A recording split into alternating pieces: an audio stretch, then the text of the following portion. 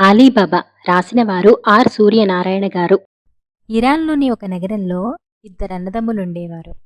ఒకడి పేరు కాసిం, రెండోవాడి పేరు అలీబాబా. వారికి తండ్రి కొద్దిపాటి ఆస్తిని సమంగా పంచిపోయాడు. కాసిం ధనవంతుల పిల్లను పెళ్లాడి వర్తకం చేసి తాను కూడా ధనికుడయ్యాడు. అలీబాబా పేద ఇంటి పిల్లను పెళ్లాడి కట్టెలమ్ముకొని జీవించసాగాడు. అతను రోజూ అడవికి వెళ్లి కట్టెలు కొట్టి వాటిని తన 3 గాడిదలపైన వేసి పట్టణానికి పోయి అక్కడ అమ్మేవాడు. ఒకనాడు అలీబాబా అడవిలో కట్టెలు కొట్టే సమయంలో అతనికి దూరాన దుమ్ము రేగటం కనిపించింది. ఆ దుమ్ము అంతకంతకూ దగ్గరికి రాసాగింది. అతను మరికొంచెం పరిశీలనగా చూసి కొంతమంది మనుషులు గుర్రాలెక్కి వస్తున్నట్టు గ్రహించాడు. వారు దొంగలై ఉండవచ్చని అతనికి తోచింది. తన గాడిదలు ఏమైనప్పటికీ తన ప్రాణం దక్కించుకుందామనుకుని ఎత్తుగా గుట్ట మీద ఉన్న పెద్ద చెట్టెక్కి దట్టంగా ఆకులు గల కొమ్మల మధ్య దాగి తాను ఎవరికీ కనపడకుండా కింద నడిచేదంతా గమనించసాగాడు. త్వరలోనే అశ్వికులు అదే గుట్టను చేరుకుని గుర్రాలు దిగారు. వారు 40 మంది ఉన్నారు. వారందరూ తమ గుర్రాలను కట్టేసి వాటి మూతులకు దాణా సంచులు తగిలించి జీనుల నుంచి బరువైన సంచులు విప్పి చేత పట్టుకున్నారు. ఆ సంచులలో వెండి, బంగారం వంటి బరువైన సరుకులున్నట్టు అలీబాబాకు తోచింది. ఆ 40 మందిలోనూ ఒకడు నాయకుడిలాగా కనిపించాడు. వాడు పొదల మధ్యగా నడిచి గుట్టను సమీపించి తలుపు తెరు నువ్వులు అన్నాడు. వాడా మాట అనగానే రాతిలో ఒక తలుపులాంటిది తెరుచుకున్నది. మిగిలిన వాళ్ళందరూ ఆ ద్వారంలో నుంచి లోపలికి వెళ్ళాక దొంగల నాయకుడు తాను కూడా వెళ్ళాడు. తర్వాత రాయి ఎప్పటిలాగా మూసుకున్నది. అలీబాబాకు చాలా భయం వేసింది. అతను చెట్టు మీద నుంచి దిగనే లేదు. కొంతసేపు గడిచాక రాతి తలుపు మళ్లీ తెరుచుకుని దొంగల నాయకుడు బయటికి వచ్చాడు. మిగిలిన వారందరినీ బయటకు రానిచ్చి తలుపు ముయ్యి నువ్వులు అన్నాడు. వెంటనే రాయి మూసుకున్నది. అందరూ తమ తమ గుర్రాలను విప్పి వాటి మీద ఎక్కారు. నాయకుడు ముందు కదిలాడు. అతని వెనుక మిగిలిన 39 మంది దొంగలు కదిలారు. ఇదంతా అలీబాబా చెట్టుపై నుంచే చూశాడు. దొంగలు కనుచూపు మేర దాటిపోయిన చాలాసేపటి వరకు అతను చెట్టుపైనే ఉండి ఆ తర్వాత దిగాడు. దొంగల నాయకుడు అన్న మాటలే అంటే తనకు కూడా ద్వారం తెరుచుకుంటుందేమో చూడాలని అతనికి కుతూహలం కలిగింది. అందుచేత అతను కూడా పొదల మధ్యగా వెళ్ళి రాతి తలుపు ఉండే చోట నిలబడి తలుపు తీయి నువ్వులు అన్నాడు. వెంటనే గభీమని తలుపు తెరుచుకున్నది. లోపల గుహలాగా చీకటిగా ఉంటుందని అలీబాబా అనుకున్నాడు. కానీ అతనికి ఒక కాంతివంతమైన విశాలమైన గది కనిపించింది. పైనుంచి గదిలోకి వెలుతురు వస్తున్నది. గది నిండా రకరకాల వస్తువులు, పట్టుతానుల బేళ్ళు, జరీ బట్టలు, ఎత్తుగా పేర్చిన రత్న కంబళలు, వెండి బంగారు కణికల పోగులు, ధనపు సంచులు ఉన్నాయి. ఇదంతా చూసి ఎన్ని తరాలగానో దొంగలు ఇక్కడ ఉండి ఉండాలని అలీబాబా తెలుసుకున్నాడు. అతను ధైర్యం చేసి లోపలికి వెళ్ళి తన 3 గాడిదలు మోయగలిగినంత బంగారు సంచులు తీసుకున్నాడు. వాటిని గాడిదల మీదకెత్తి అవి చూసేవారి కంట పడకుండా వాటిపైన కట్టెలు పేర్చాడు. చివరికి అతను బయటకు వచ్చి తలుపు మూయి నువ్వులు అన్నాడు. వెంటనే తలుపు మూసుకున్నది. అలీబాబా తన గాడిదలను తోలుకొని నేరుగా ఇంటికి వెళ్ళాడు. గాడిదలను దొడ్లోకి తోలి తలవాకిలి తలుపు గడియపెట్టి కట్టెలు తీసేసి సంచులను ఇంట్లోకి తీసుకుపోయి వాటిని భార్య ఎదుట బారుగా పెట్టాడు. అతను ఆ సంచులలోని బంగారాన్ని కుమ్మరించేసరికి అతని భార్య కళ్ళు చెదిరిపోయాయి. అతను ఆమెతో జరిగినదంతా చెప్పి ఈ విషయం పురుగుకైనా తెలియనీయవద్దని హెచ్చరించాడు. అతని భార్య ఆనందానికి మేరలేదు. భర్త తెచ్చిన బంగారు నాణాలన్నీ లెక్క పెడతానని ఆమె అన్నది.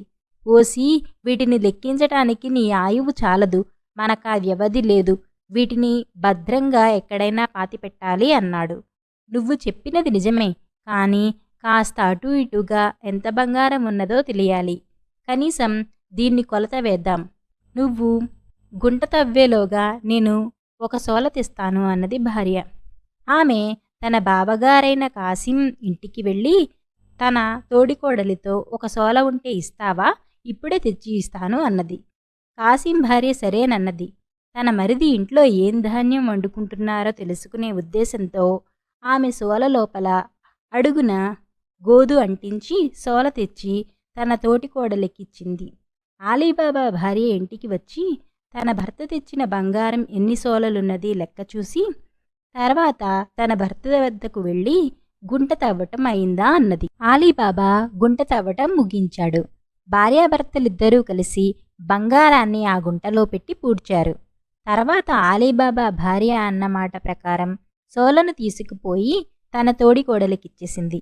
ఆ సోల అడుగున ఒక బంగారు నాణెం అంటుకున్న సంగతి ఆమె గమనించనే లేదు. పని కాగానే నీ సోల తెచ్చి నీకిచ్చానమ్మోయ్ అని హెచ్చరించి ఆమె తన తోడికోడలి వద్ద సెలవు తీసుకుని ఇంటికి వెళ్ళిపోయింది. కాసిం భార్య సోల లోపల చూసేసరికి బంగారు నాణెం కనిపించింది.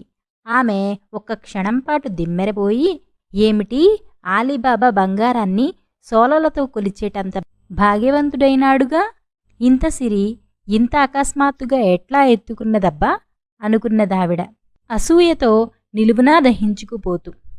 ఇదంతా జరిగే సమయానికి కాసిం తన దుకాణం నుంచి ఇంకా తిరిగి రాలేదు. కానీ ఆయన రాగానే ఆయన భార్య, నువ్వు చాలా ధనికుణ్ణి అనుకుంటున్నావు గామాలు. నీ తమ్ముడు ఆలీబాబా నీకన్నా 1000 రెట్లు ధనికుడు. ఆ సంగతి తెలుసుకో. అతని దగ్గర ఎంత బంగారం ఉన్నదంటే దాన్ని లెక్క పెట్టడానికి సాధ్యం కాక సోలలతో కొలిసి చూసుకుంటున్నాడు. ఏమనుకున్నావో అన్నది. ఏమిటి నువ్వనేది? నాకేమీ అర్థం కావటం లేదు అన్నాడు కాసిం. అప్పుడు ఆయన భార్య జరిగినదంతా చెప్పి తాను అరువిచ్చిన సోల అడుగున అంటుకున్న బంగారు నాణెం తీసి చూపింది. అది అతి ప్రాచీనమైన నాణెం. ఏ రాజు కాలంలో ముద్ర వేసినదో కూడా కాసిం ఎంత పరీక్షించినా తెలుసుకోలేకపోయాడు. కాసిం డబ్బుగల వితంతువును పెళ్లాడిన నాటి నుంచి తన తమ్ముణ్ణి పరాయివాడల్లనే చూస్తూ వచ్చాడు. ఇంతకాలానికి ఆలీబాబా ధనం సంపాదించుకుంటే కాసిం సంతోషించడానికి బదులుగా అసూయతో కుంగిపోయాడు. ఆ రాత్రల్లా ఆయనకు నిద్ర పట్టలేదు. మర్నాడు తెల్లవారుతూనే ఆయన ఆలీబాబా ఇంటికి వెళ్ళి, ఆలీబాబా, నీ ధోరణి నాకేమీ నచ్చలేదు.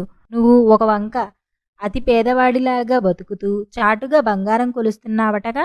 నిన్న నీ భార్యకు నా భార్య అరువిచ్చిన సోల అడుగున ఈ బంగారు నాణెం అంటుకున్నది అన్నాడు.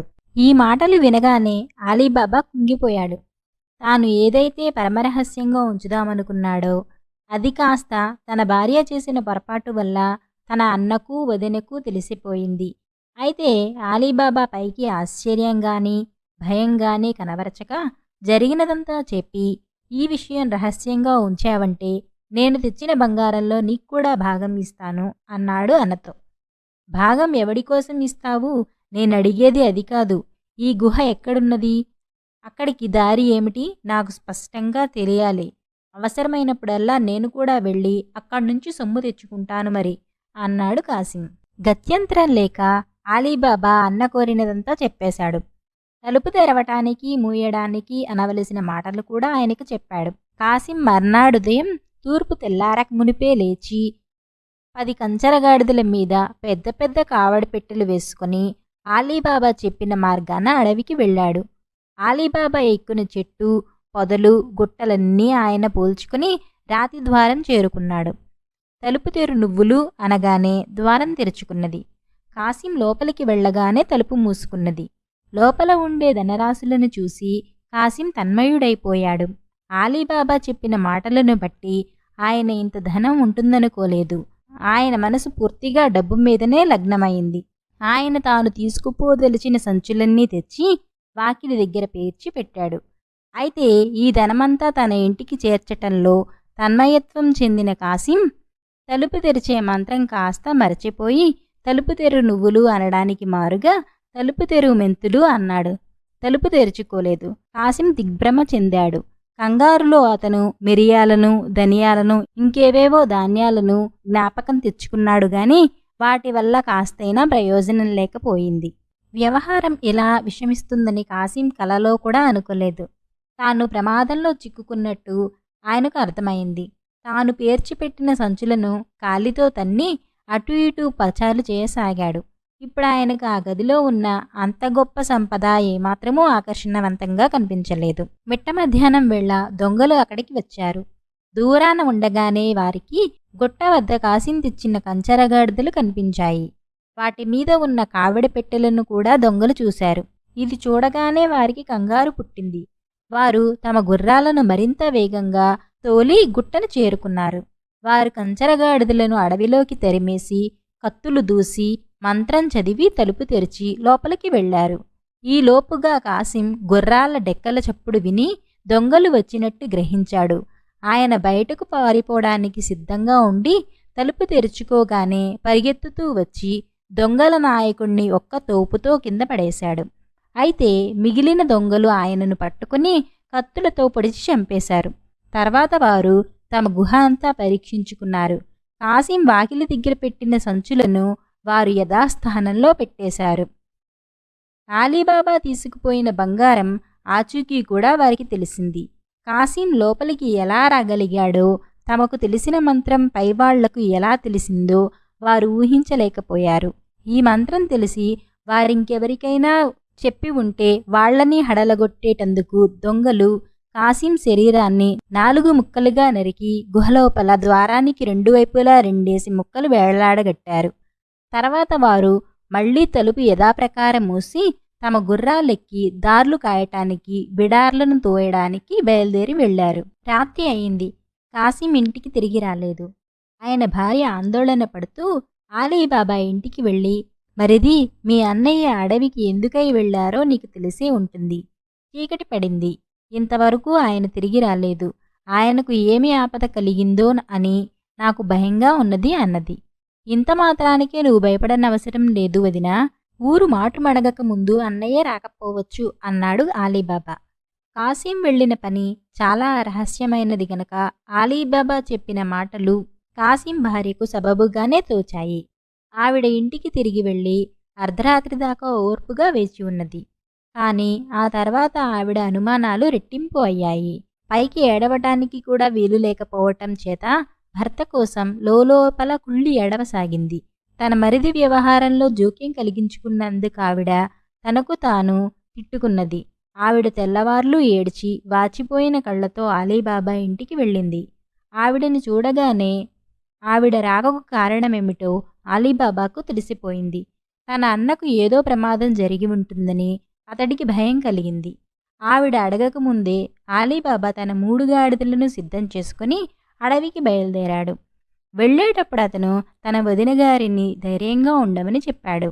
దారిలో అతనికి అన్న జాడ గాని ఆయన కంచెరగాడిదల జాడ గాని తగలలేదు. దానికి తగ్గట్టుగా గుట్ట వద్ద నెత్తురు మరకలు కనిపించాయి. అలీబాబా గుండె జల్లుమన్నది.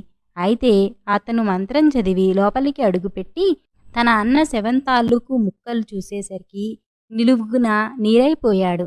తన అన్న తన పట్ల సోదరప్రేమ చూపనప్పటికీ అలీబాబా తన అన్నకు సోదర విధి నిర్వర్తించ నిశ్చయించాడు.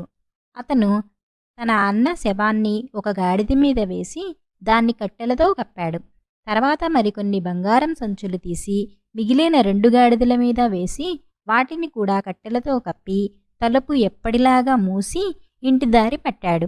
అతను వెళుతుండగా అడవి దాటి రాక అడవి చివర కొంతసేపు ఆగి బాగా చీకటి పడ్డాకనే ఊళ్ళో ప్రవేశించాడు. ధనపు సంచులు గల 2 గాడిదలను తన ఆవరణలోకి తోలి సరుకు దించుకుందామని తన భార్యను హెచ్చరించి 3వ గాడిదను తోలుకుని సరాసరి తన అన్న ఇంటికి వెళ్ళి తలవాకిలి తలుపు తట్టాడు. మెర్జియానా అనే బానిస పిల్ల తలుపు తెరిచింది. ఈమె కాసిం ఇంట్లో ఉండే బానిస. చాలా తెలివి చాకచక్యము గలది. ఎటువంటి చిక్కులలోనైనా సమయస్ఫూర్తితో నడుచుకోగలది. ఆమెతో అలీబాబా, ఓసి, ఇది పరమరహస్యం. ఈ గాడిద మీద ఉన్నది నీ యజమాని శవం. ఆయన జబ్బు చేసి సహజమైన చావు చచ్చినట్టు మనం లోకాన్ని నమ్మించాలి. తర్వాత ఆయనకు ఉత్తర క్రియలు జరిపించాలి. ఇదంతా ఎలా చేస్తావో నీదే భారం. వెళ్ళు, నీ యజమానురాలికి అంతా చెప్పు అన్నాడు.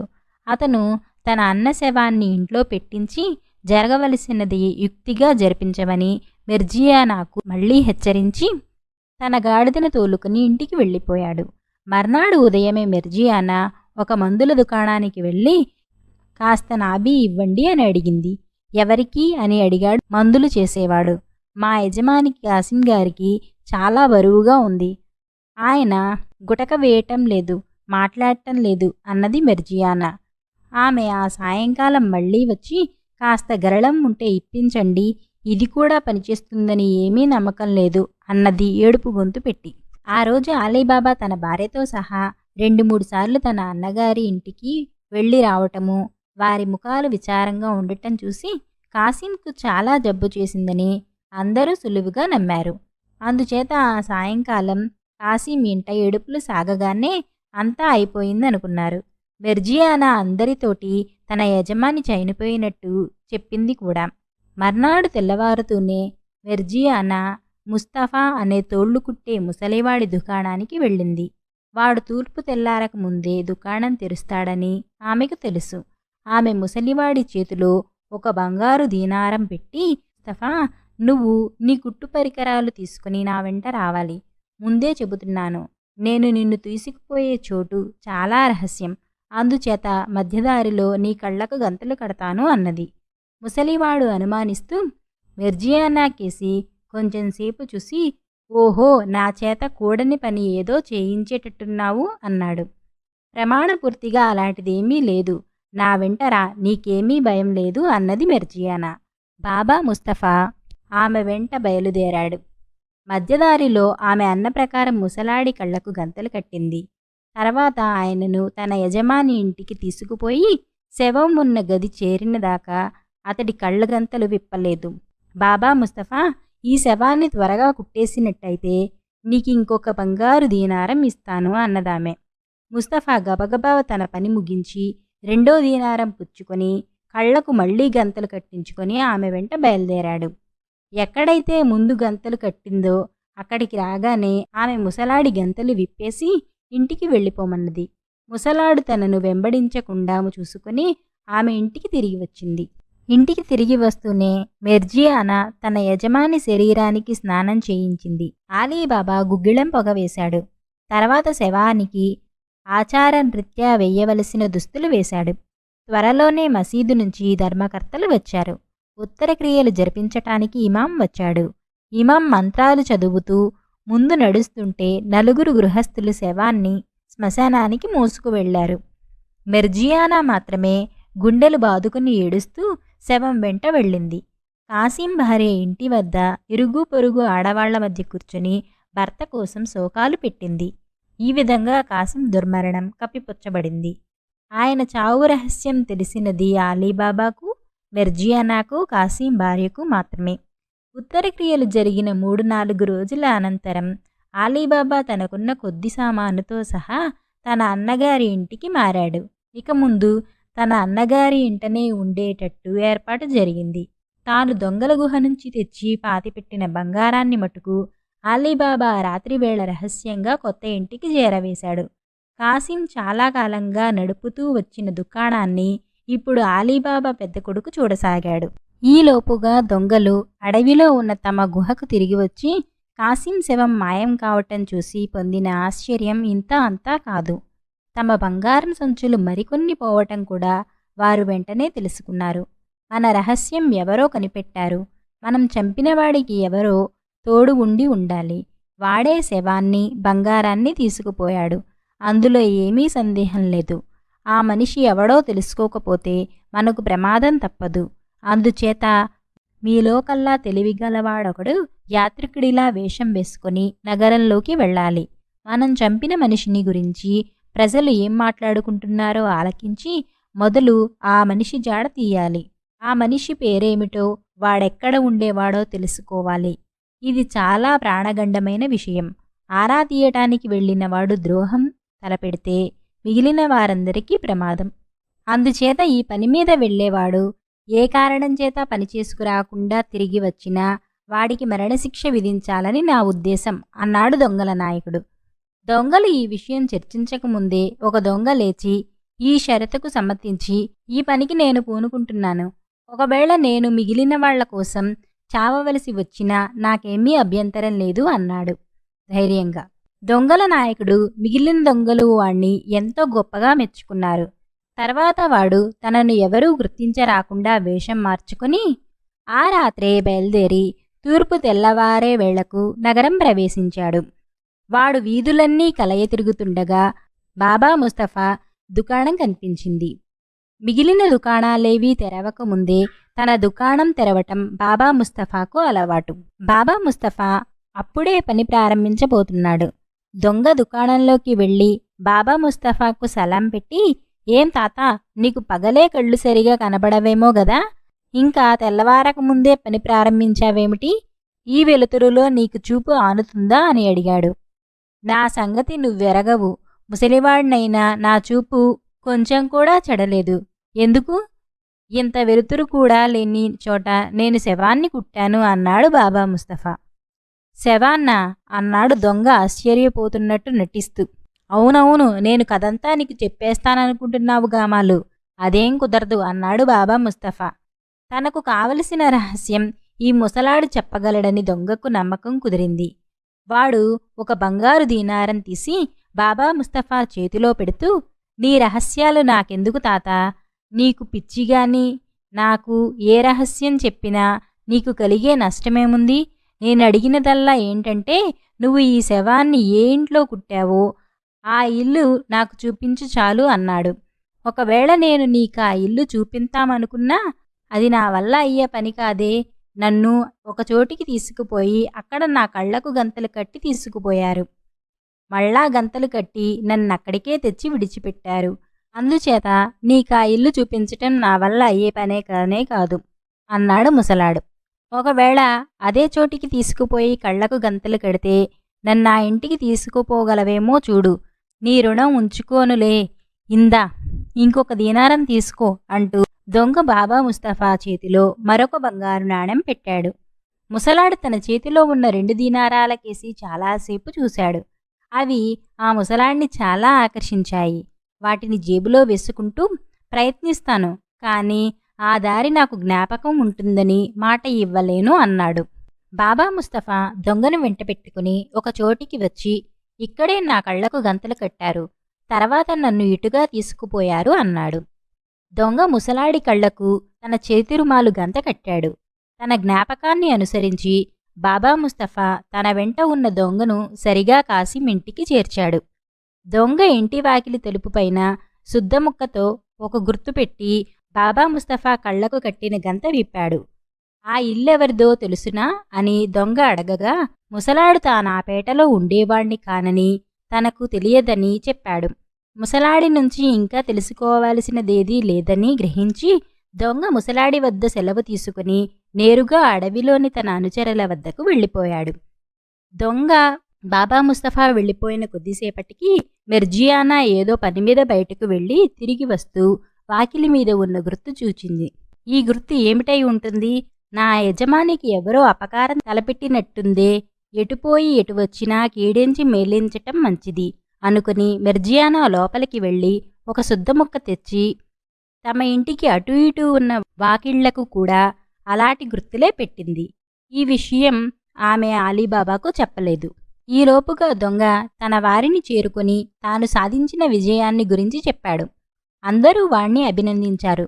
తర్వాత దొంగల నాయకుడు తన అనుచరులతో ఇలా అన్నాడు: "సోదరులారా, మనం జాగు చేయరాదు. ఆయుధాలు తీసుకుని మారువేషాలు వేసుకుని నగరంలోకి వెళ్ళాలి.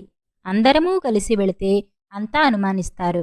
అందుచేత ఇద్దరిద్దరుగా వెళ్ళి అందరమూ నగరంలోని పెద్ద చౌకలో కలుద్దాము. ఈలోపుగా నేను ఇల్లు చూసి వచ్చిన మన సోదరుడు కలిసి గుర్తుపెట్టిన ఇంటికి వెళ్ళి పరిస్థితి చూసి వస్తాము. ఆ తర్వాత అందరం కలిసి కర్తవ్యం నిర్ణయించవచ్చు." దీనికి అందరూ సమ్మతించారు. దొంగలు ఇద్దరిద్దరుగా చీలి ఒక జత వెళ్ళిన తర్వాత మరొక జత చొప్పున ఎవరికీ ఏ అనుమానం కలగకుండా నగరాన్ని చేరుకున్నారు. దొంగల నాయకుడు, ఇల్లు గుర్తుపెట్టిన దొంగ ఆఖరుకు బయలుదేరిన అలీబాబా ఉంటున్న వీధికి వచ్చారు. మెర్జియానా గుర్తుపెట్టిన ఇళ్లల్లో ఒక చివర ఉన్న ఇంటిని చూడగానే దొంగ, "ఇదే నేను గుర్తుపెట్టిన ఇల్లు" అన్నాడు. "దీని పక్కన ఇల్లు కూడా ఇలాగే గుర్తుపెట్టి ఉన్నదే" అన్నాడు దొంగల నాయకుడు. ఆ 2 ఇళ్లలోనూ అసలు ఇల్లేదో తెలియక వారు తికమక పడుతూ ఉండగా వారికి ఇంకా చాలా ఇళ్ళు అదే విధంగా గుర్తుపెట్టి ఉండటం తెలియవచ్చింది. ఇల్లు గుర్తుపెట్టిన దొంగ కంగారు పడిపోయాడు. తాను ఒక్క ఇంటికే గుర్తుపెట్టానని ప్రమాణం చేసి చెప్పాడు. మిగిలిన గుర్తులు ఇంకెవరు పెట్టి ఉండాలన్నాడు. దొంగల ప్రయత్నం విఫలమైంది. పెద్ద చౌకులో మిగిలిన వాళ్లను కలుసుకొని ప్రస్తుతానికి చేసేదేమీ లేదని చెప్పి దొంగల నాయకుడు వారితో సహా అడవిలోకి వెళ్ళిపోయాడు. మిగిలిన వారంతా ఎలా వచ్చారో అలాగే తిరిగి వెళ్లారు. ఇల్లు కనుక్కోవడానికి వెళ్లి విఫలుడైన దొంగ మరణదండను ఆహ్వానించాడు. అతనిని శిరశ్ఛేదం చేశారు. వెంటనే ఆ పని పూర్తి చేయటానికి మరొక సాహసి ముందుకు వచ్చాడు. తర్వాత వాడు నగరంలోకి వెళ్ళి బాబా ముస్తఫాకు బాగా లంచం పెట్టి ఆలీబాబా ఉంటున్న ఇల్లు గుర్తు తెలుసుకున్నాడు. అయితే వాడా ఇంటి మీద అందరికీ సులువుగా కనపడిన చోట ఒక ఎర్ర గుర్తు పెట్టి తన వారి వద్దకు తిరిగి వెళ్ళాడు. అయితే మెర్జియానా కళ్ళు చాలా చురుకైనవి. ఆమె ఈ ఎర్ర గుర్తు కూడా పసికట్టి ఎందుకైనా మంచిదని అలాంటి గుర్తులు మిగిలిన ఇళ్లకు కూడా పెట్టేసింది. దొంగలు ఈసారి తమ ఎత్తు పారుతుందని ఆశపడ్డారు. వెనకటిలాగే ఎవరికీ ఎటువంటి అనుమానము కలగకుండా నగరం ప్రవేశించారు. ఎర్రగుర్తు పెట్టిన దొంగను వెంట పెట్టుకుని దొంగల నాయకుడు ఆలీబాబా ఉంటున్న వీధికి వెళ్ళాడు. చాలా ఇళ్లకు ఎర్రగుర్తులుండటం చూసేసరికి వారి ఆశ నిరాశైపోయింది. చేసేది లేక అందరూ మళ్లీ అడవికి తిరిగి వెళ్లారు. ప్రయత్నం విఫలం కావటం వల్ల రెండవ దొంగకు కూడా శిరశ్ఛేదం జరిగింది. మెరికల వంటి అనుచరులు ఇద్దరు పోయేసరికి ఇక ఈ పద్ధతి వల్ల ప్రయోజనం లేదని దొంగల నాయకుడు గుర్తించాడు. ఈసారి తానే స్వయంగా బయలుదేరి బాబా ముస్తఫా వద్దకు వెళ్ళాడు. అది వరకులాగే బాబా ముస్తఫా సహాయపడ్డాడు. ఆ ముసలివాడి సహాయంతో దొంగల నాయకుడు ఆలీబాబా ఉంటున్న ఇంటి ముందు నిలబడ్డాడు. కానీ అతను ఆ ఇంటికి ఎలాంటి గుర్తులు పెట్టక ఆ వీధి వెంబడ అటూ ఇటూ చాలాసార్లు నడిచి ఇల్లు పూర్తిగా పరిచయం చేసుకుని అడవికి తిరిగి వెళ్ళాడు. సోదరులారా, ఈసారి నేను ఆ ఇంటిని బాగా మననం చేసుకువచ్చాను. ఇక ఎటువంటి పొరపాటు జరగదు. మనం పగ తీర్చుకోవచ్చు. అందుకుగాను నేనొక ఆలోచన చేశాను. వినండి. మీలో ఎవరికైనా అంతటి మంచి ఆలోచన తట్టితే చెప్పండి, వింటాను అంటూ దొంగల నాయకుడు తాను చేసిన ఆలోచనను తన అనుచరులతో చెప్పేశాడు. వారు ఆ ఆలోచనను పూర్తిగా బలపరచటమే కాక అతన్ని ఎంతగానో అభినందించారు. తర్వాత దొంగలు చుట్టుపక్కల గల గ్రామాలకు వెళ్ళి 19 కంచరగాడిదలను 38 పెద్ద తోలు తిత్తులను కొన్నారు. ఆ తిత్తులలో ఒకదాని నిండా నూనె నింపారు. మిగిలిన 37 తిత్తులలోనూ 37 దొంగలు ఆయుధాలతో సహా దూరి కూర్చున్నారు. దొంగల నాయకుడు ఆ తిత్తుల పైభాగాన నూనె పూశాడు. తర్వాత దొంగల నాయకుడు నూనె వ్యాపారి వేషం ధరించి 38 తిత్తులను 19 కంచరగాడిదల పైన వేసి వాటిని తోలుకుంటూ బయలుదేరి చీకటి పడే వేళ్లకు నగరం చేరుకున్నాడు. అతను ఆ కంచరగాడిదలను తోలుకుంటూ ఆలీబాబా ఉండే వీధి చేరేసరికి చాలా పొద్దుపోయింది. ఆలీబాబా అప్పుడే భోజనం ముగించి వాకిలి వద్ద చల్లగాలికి నిలబడ్డాడు. దొంగల నాయకుడు ఆలీబాబాను సమీపించి, అయ్యా, నేను నూనె వర్తకుణ్ణి. చాలా దూరం నుంచి వస్తున్నాను. రేపు సంతలో ఈ నూనెను అమ్మేస్తాను. చాలా పొద్దుపోయింది. ఈ రాత్రికి ఎక్కడ బస చేయాలో తెలియదు. మీకేమీ శ్రమ లేని పక్షంలో నన్ను ఈ పూట మీ ఇంట తలదాచుకోనివ్వండి. మీ మేలు ఎన్నటికీ మరువను అన్నాడు. అలీబాబా ఈ దొంగల నాయకుణ్ణి అది వరకు అడవిలో చూసి ఉన్నాడు. అతని గొంతు విని ఉన్నాడు కూడా. అయినా ఆయన ఆ మనిషిని గుర్తు పట్టలేకపోయాడు. దానికేం భాగ్యం, దయచేయండి అంటూ ఆలీబాబా వాకిలి తెరచి దొంగల నాయకుణ్ణి అతని కంచరగాడిదలను లోపలికి రానిచ్చాడు. అబ్దుల్లా అనే బానిసవాడు వచ్చి కంచరగాడిదల మీద ఉన్న తిత్తులను దింపి కంచరగాడిదలను పశువుల కొట్టంలోకి తీసుకుపోయి వాటికి దాణా వేశాడు. మెర్జియానా అతిథి కోసం మళ్లీ వంట చేసింది. దొంగల నాయకుడు భోజనం చేసినాక ఆలీబాబా మెర్జియానాతో, మన అతిథికి ఏ లోపం రాకుండా జాగ్రత్తగా చూసుకో. నేను రేపు తెల్లవారక ముందే బయలుదేరి స్నానశాలకు వెళతాను. నా దుస్తులు అవి తీసి అబ్దుల్లా చేతికి ఇయ్యి. నేను స్నానం చేసి తిరిగి వచ్చేసరికి నా భోజనానికి సోర్బా తయారు చేసి సిద్ధంగా ఉంచు అని హెచ్చరించి వెళ్ళి పడుకున్నాడు. ఈలోపుగా దొంగల నాయకుడు దొడ్డిలోకి వెళ్ళి ఒక్కొక్క తోలుతిత్తి మీద ఉన్న మూత ఎత్తి, నేను కిటికీలోంచి గులకరాళ్లు విసరగానే బయటకు రావాలి, మరువవద్దు అని తిత్తులలో ఉండే దొంగలకు పేరు పేరున చెప్పాడు. అతను ఇంట్లోకి తిరిగి రాగానే మెర్జియానా అతను పడుకునే చోటు చూపి తన యజమాని దుస్తులు తీసిపెట్టి షోర్బా తయారు చేయటానికి గాను పొయ్యి రాజేయమని అబ్దుల్లాతో చెప్పింది. పొయ్యి రాజేయగానే ఆమె షోర్బా తయారు చేయనారంభించింది. కాని మధ్యలో చమురు అయిపోయి దీపం కాస్త ఆరిపోయింది. వంట పూర్తి కాలేదు. మధ్యలో దీపం ఆరిపోయింది. ఇంట్లో ఒక్క చుక్క నూనె ఉన్నట్టు లేదు. ఏం చేయాలో నాకు తోచకుండా ఉన్నది. ఆ వర్తకుడి తిత్తుల నిండా నూనె ఉన్నది. కొంచెం పట్టుకురా, ఇంతలో కొంప మునిగిపోదులే అన్నాడు అబ్దుల్లా. మెర్జియానా సంకోచించకుండా నూనె దుత్త తీసుకుని దొడ్లోకి వెళ్ళింది. ఆమె మొదటి తిత్తిని సమీపించేసరికి లోపలి నుంచి దొంగ వేళ అయిందా అని చిన్న గొంతుతో అడిగాడు. మెర్జియానా మొదట నిర్ఘాంతపోయింది. కాని అంతలోనే గుండె నిబ్బరం తెచ్చుకుని రహస్యంగా ఇంకా లేదు, కొంచెం ఆగు అన్నది. వరసగా 37 తిత్తులు ఆమెను ఇలాగే పలకరించాయి. ఆమె వాటికి ఈ సమాధానమే చెప్పింది. ఆఖరు తిత్తి మాత్రమే ఏమీ అనలేదు. ఆమె అందులో నుంచి నూనె పోసుకొని ఇంట్లోకి వచ్చేసింది. తన యజమాని ఆలీబాబా 38 దొంగలకు ఆశ్రయమిచ్చినట్టు మెర్జియానా తెలుసుకున్నది. నూనె వర్తకుడినంటూ వచ్చినవాడు మిగిలిన వారికి నాయకుడై ఉండాలి. ఆమె దీపంలో చమురు పోసి పెద్ద భాండా తీసుకుని మళ్లీ నూనె తిత్తి వద్దకు వెళ్ళింది. భాండా నిండా నూనె నించుకుని దాన్ని పెద్ద మంట మీద మరగ కాచింది. ఆ మరిగే నూనె తీసుకుపోయి ఒక్కొక్క తిత్తిలోనూ పోసింది. ఏ తిత్తిల్లో దొంగ ఆ తిత్తిలో వేడి నూనెకు మగ్గి ఊపిరాడక చచ్చాడు. ఈ విధంగా 37 దొంగలను నిశ్శబ్దంగా హతమార్చి సాహసురాలైన మెర్జియానా వంట ఇంటికి తిరిగి వచ్చి నూనె కాచటం కోసం పెద్దది చేసిన మంటను తగ్గించి షోర్బా వండటానికి చాలినంత మాత్రమే ఉంచి దీపం ఆర్పేసి ఏం జరుగుతుందో చూడటానికి కిటికీ వద్ద నిలబడింది. ఆమె దీపం ఆర్పేసిన కొద్దిసేపటికి దొంగల నాయకుడు ఎక్కడా ఒక దీపం కానీ అలికిడి కానీ లేకపోవటం గమనించి పక్క మీది నుంచి లేచి కిటికీలోంచి గులకరాళ్లు బయటికి రువ్వాడు. వాటిలో కొన్ని తిత్తులకు తగిలినప్పటికీ ఒక్క దొంగ బయటికి రాలేదు.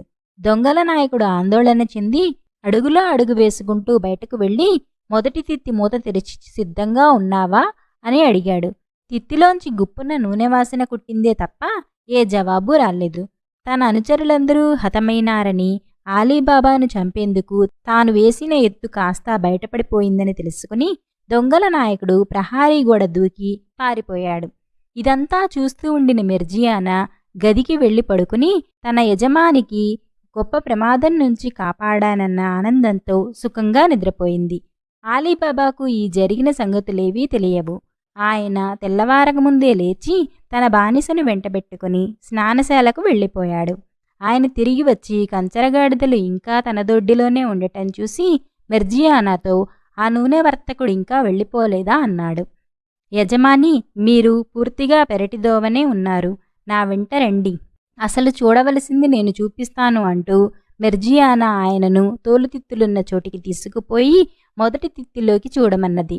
ఆలీబాబా ఆ తోలుతిత్తులో మనిషి ఉండటం చూసి గతుక్కుమన్నాడు. భయపడకండి, ఆ మనిషి ఎవరికీ ఏ హాని చేయలేడు, వాడు చచ్చాడు అన్నది మెర్జియానా. ఇదంతా ఏమిటి మెర్జియానా అన్నాడు ఆలీబాబా విచారంగా. మీరు గట్టిగా మాట్లాడకండి, ఇది పరమరహస్యం, ఇరుగు పొరుగు వాళ్లకు తెలియకూడదు. ఈ తిత్తులన్నీ వరుసగా చూడండి అన్నది మెర్జియానా. అన్ని తిత్తులు చూశాక ఆలీబాబా ఆశ్చర్యానికి అంతులేకుండా పోయింది. ఆ నూనె వర్తకుడేమయ్యాడు అన్నాడు ఆలీబాబా. నేనెంత వర్తకుడినో వాడు అంతే వర్తకుడు. మీరు ముందు షోర్బా తీసుకోండి, నేను జరిగినదంతా చెబుతాను అన్నది. మెర్జియానా తర్వాత ఆమె తాను తలవాకిలి తలుపు మీద తెల్లగుర్తు చూడటం, లగాయెత్తు, దొంగల నాయకుడు పారిపోవడం దాకా జరిగిన విషయాలన్నీ వివరంగా యజమానికి చెప్పింది. అంతా విని ఆలీబాబా, మెర్జియానా, నువ్వు అడ్డుపడకపోతే ఈ దొంగలు నన్ను నిజంగా నాశనం చేసి ఉందురు. ప్రాణదానం చేసిన నీ రుణం కొంత తీర్చుకునేటందుకు నిన్ను బానిసత్వం నుంచి విముక్తి చేస్తున్నాను. మిగిలిన రుణం తీర్చుకునే ఏర్పాట్లు తర్వాత చూస్తాను అన్నాడు. ఆలీబాబా తోట చాలా నిడివి అయినది. దాని చివర చాలా ఎత్తైన పెద్ద చెట్లున్నాయి. ఈ చెట్ల మధ్యగా ఆలీబాబా, అబ్దుల్లా కలిసి ఒక పడుగైన కందకం తవ్వి అందులో దొంగలతో సహా తోలుతిత్తులన్నీ పూడ్చేశారు. తర్వాత ఆలీబాబా కంచెరగాడిదలను ఒక్కొక్కటిగా సంతకు పంపించి అమ్మించేశాడు. ఆలీబాబా ఇంటి నుంచి పారిపోయిన దొంగల నాయకుడు గుండెలు మండిపోతూ అడవిలోకి తిరిగి వెళ్ళాడు. తన అనుచరులంతా పోయిన కారణం చేత దొంగల గుహ బావురుమంటున్నది. అక్కడ కొంతసేపు ఉండేసరికల్లా భయం వేసి అతను నగరానికి తిరిగి వచ్చాడు. తిరిగి వస్తూ ఆలీబాబాను హతమార్చి తన అనుచరుల తరపున పగ తీర్చుకుంటానని ప్రతిజ్ఞ తీసుకున్నాడు. ఇందుకు గాను దొంగల నాయకుడు బట్టల వ్యాపారి వేషం ధరించి కోజియా హుసేన్ అనే పేరు మార్చుకున్నాడు. అతను నగరంలో ఒక ఇల్లు అద్దెకు తీసుకుని ఎవరూ చూడకుండా తమ గుహ నుంచి పట్టుతానులు తెచ్చి అందులో పేర్చాడు. ఆలీబాబా పెద్ద కొడుకు ప్రస్తుతం చూస్తున్న కాసిం దుకాణానికి ఎదురుగా దొంగల నాయకుడు ఒక గిడ్డంగి అద్దెకు తీసుకున్నాడు. కొత్తగా వచ్చిన వర్తకుడు పాత వర్తకులను మర్యాదగా చూడటం ఆచారం. ఈ ఆచారాన్ని దొంగల నాయకుడు పాటించాడు. అతను ముందుగానే ఆలీబాబా కొడుకుతో స్నేహం కలిపాడు. 2-3 రోజుల అనంతరం అతను తన ఎదురుగా ఉన్న దుకాణంలో ఆలీబాబాను చూసి వెంటనే గుర్తుపట్టాడు. ఆలీబాబా తన తండ్రి అని కొత్త స్నేహితుడు చెప్పిన మీదట దొంగల నాయకుడు ఆ స్నేహితుడితో మరింత స్నేహంగా ఉంటూ ప్రేమగా సంభాషించటము, చిన్న చిన్న బహుమానాలివ్వటము, చీటికి మాటికి భోజనానికి పిలవటము మొదలైన పనులు చేయసాగాడు. ఇదంతా చూసి ఆలీబాబా కొడుకు తన తండ్రితో, ఈ కోజియా హుసేన్ నాకు అనేక రకాల మర్యాదలు చూపుతున్నాడు. మనం అతన్ని మన ఇంటికి ఆహ్వానిస్తే బాగుంటుంది అన్నాడు. నాయనా, రేపు శుక్రవారం, దుకాణాలు మూసే రోజు. అందుచేత అతన్ని వెంటబెట్టుకురా. భోజనం తయారు చేయమని నేను మిర్జియానాతో చెబుతాను అన్నాడు ఆలీబాబా సంతోషంగా. ఆలీబాబా కొడుకు ఆ ప్రకారమే కోజియా హుసేన్ను వెంటపెట్టుకుని ఆలీబాబా ఇంటి దాకా తీసుకువచ్చి, ఇదే మా నాన్న ఉండే ఇల్లు. మన స్నేహం మాట విని ఆయన నిన్ను తప్పక భోజనానికి తీసుకురమ్మన్నాడు అన్నాడు. దొంగల నాయకుడికి కావలసింది ఏదో మిష మీద ఆలీబాబా ఇంట్లో ప్రవేశించి ఆలీబాబాను చంపటమే. అయినప్పటికీ అతను వెనక్కు తీసి రానంటే రానని భీష్మించాడు. కానీ ఇంతలోనే నౌకరి వచ్చి తలుపు తీశాడు. ఆలీబాబా కొడుకు అతన్ని బలవంతంగా లోపలికి తీసుకుపోయాడు. ఆలీబాబా కోజియా హుసేన్ తన కొడుకు పట్ల చూపిన స్నేహభావాన్ని కొనియాడాడు. మావాడు ఇంకా చిన్నవాడు, వాడికి ప్రపంచ జ్ఞానం తక్కువ. మీ వంటి వాళ్ల నుంచి నేర్చుకోవలసినది చాలా ఉన్నది అన్నాడాయన దొంగల నాయకుడితో. మీ వాడికి ప్రపంచ జ్ఞానం తక్కువ కావచ్చు, కానీ బుద్ధిబలంలో వయసు మళ్ళిన వారికి ఏమీ తీసిపోడులేండి అన్నాడు కోజియా హుసేన్. వారా విధంగా కాసేపు మాట్లాడుకున్నాక కోజియా హుసేన్ లేచి వెళ్ళి వస్తానన్నాడు. ఆలీబాబా అదుర్దాగా, అదేమిటి, మీరీ పూట నాతో కూర్చొని భోజనం చేయాలి. మీరు మాకు ఆప్తులు, మాది పేద భోజనమే అయినా అదే మీకు కూడా పెట్టకుండా పోనివ్వము అన్నాడు. నేను ఉప్పు వేసిన పదార్థాలు ముట్టను, అందుచేత నన్ను నిర్బంధించక వెళ్ళనివ్వండి అన్నాడు కోజియా హుసేన్. నాకు కూడా ఉప్పు నయించదు, మీకు కావలసినట్టుగానే భోజనం పెట్టిస్తాను ఉండండి అంటూ ఆలీబాబా వెళ్ళి మిర్జియానాతో, మిర్జియానా, మనకొక అతిథి వచ్చాడు. అతను ఉప్పు తిన్నాడు, అందుచేత అతని కోసం వెంటనే చప్పిడి భోజనం తయారు చెయ్యి అన్నాడు. మిర్జియానా ముఖం చిట్లించి, ఎవరి వింత మనిషి, ఈ చప్పిడి వంట పూర్తి అయ్యేలోగా మీ భోజనం చప్పగా చల్లారిపోతుంది అన్నది. అందుకు ఆలీబాబా నవ్వుతూ, కోప్పడకు మిర్జియానా, అతను మనకి కావలసినవాడు, నేను చెప్పినట్టు చెయ్యి అన్నాడు. మిర్జియానా చప్పిడి వంట తయారు చేసి వడ్డించే సమయంలో అబ్దుల్లా వెంట తాను కూడా వడ్డనకు వచ్చి కోజియా హుసేన్ను చూడగానే ఆమె దొంగల నాయకుడిని పోల్చేసింది. అంతేకాదు అతని అంగరక అడుగు ఉన్న బాకుపిడి కూడా ఆమె కంట పడింది. వడ్డన పూర్తి కాగానే ఆమె నృత్యం చేసే దుస్తులు ధరించి తన బొడ్డులో కూడా ఒక బాకు పెట్టుకుని కంజరీ ఒకటి తీసుకురమ్మని అబ్దుల్లాకు చెప్పింది. వారు వచ్చేసరికి ఆలీబాబా, ఆయన కొడుకు దొంగల నాయకుడు ఇంకా భోజనం ముగించలేదు. రా మిర్జియానా, నీ నృత్యం అతిథికి చూపించు అన్నాడు ఆలీబాబా. ఆమె చాలాసేపు బాకు పట్టుకుని నృత్యం చేసింది. నృత్యం చేసేటప్పుడు చాలాసార్లు తనను తాను పొడుచుకునేలాగా అభినయించింది.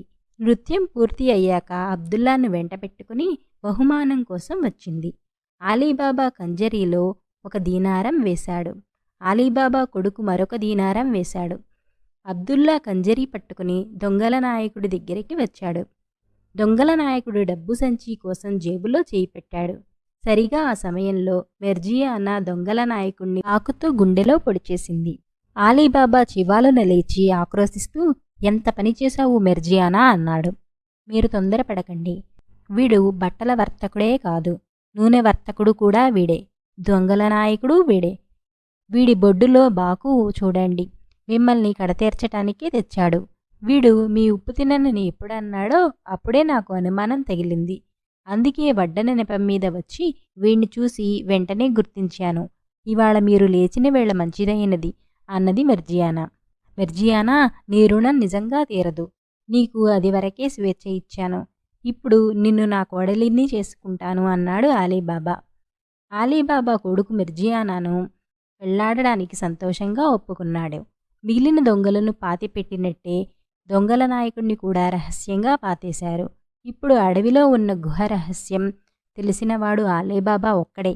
కానీ మరి ఇద్దరు దొంగలు బతికి ఉన్నారన్న అనుమానంతో 1 ఏడాది పాటు ఆలీబాబా ఆ గుహ ప్రాంతాలకు పోలేదు. 1 ఏడాది పాటు తనకెవరూ హాని చేయత్నించకపోవటం చూసి ఆయన ఒకనాడు గుహకు వెళ్ళాడు. అక్కడ ఏడాదిగా ఎవరూ అడుగుపెట్టిన జాడ లేదు. కాలక్రమాన ఆలీబాబా ఈ గృహ రహస్యాన్ని తన కొడుక్కు చెప్పాడు. తర్వాత చాలా తరాల వారు ఆ గుహ తాలూకు రహస్యం తమ తండ్రుల వద్ద నుండి తెలుసుకుని ఆ గుహ నుంచి తెచ్చిన సంపదతో సుఖంగా బతికారు. రాజైన బానిస పిల్ల. రాసినవారు సి మాధవరావు గారు. ఖురాసాన్ దేశంలో ఒక కోటీశ్వరుడైన వర్తకుడికి ఆలీషార్ అనే నవమన్మధుడు లాంటి కొడుకు ఉండేవాడు.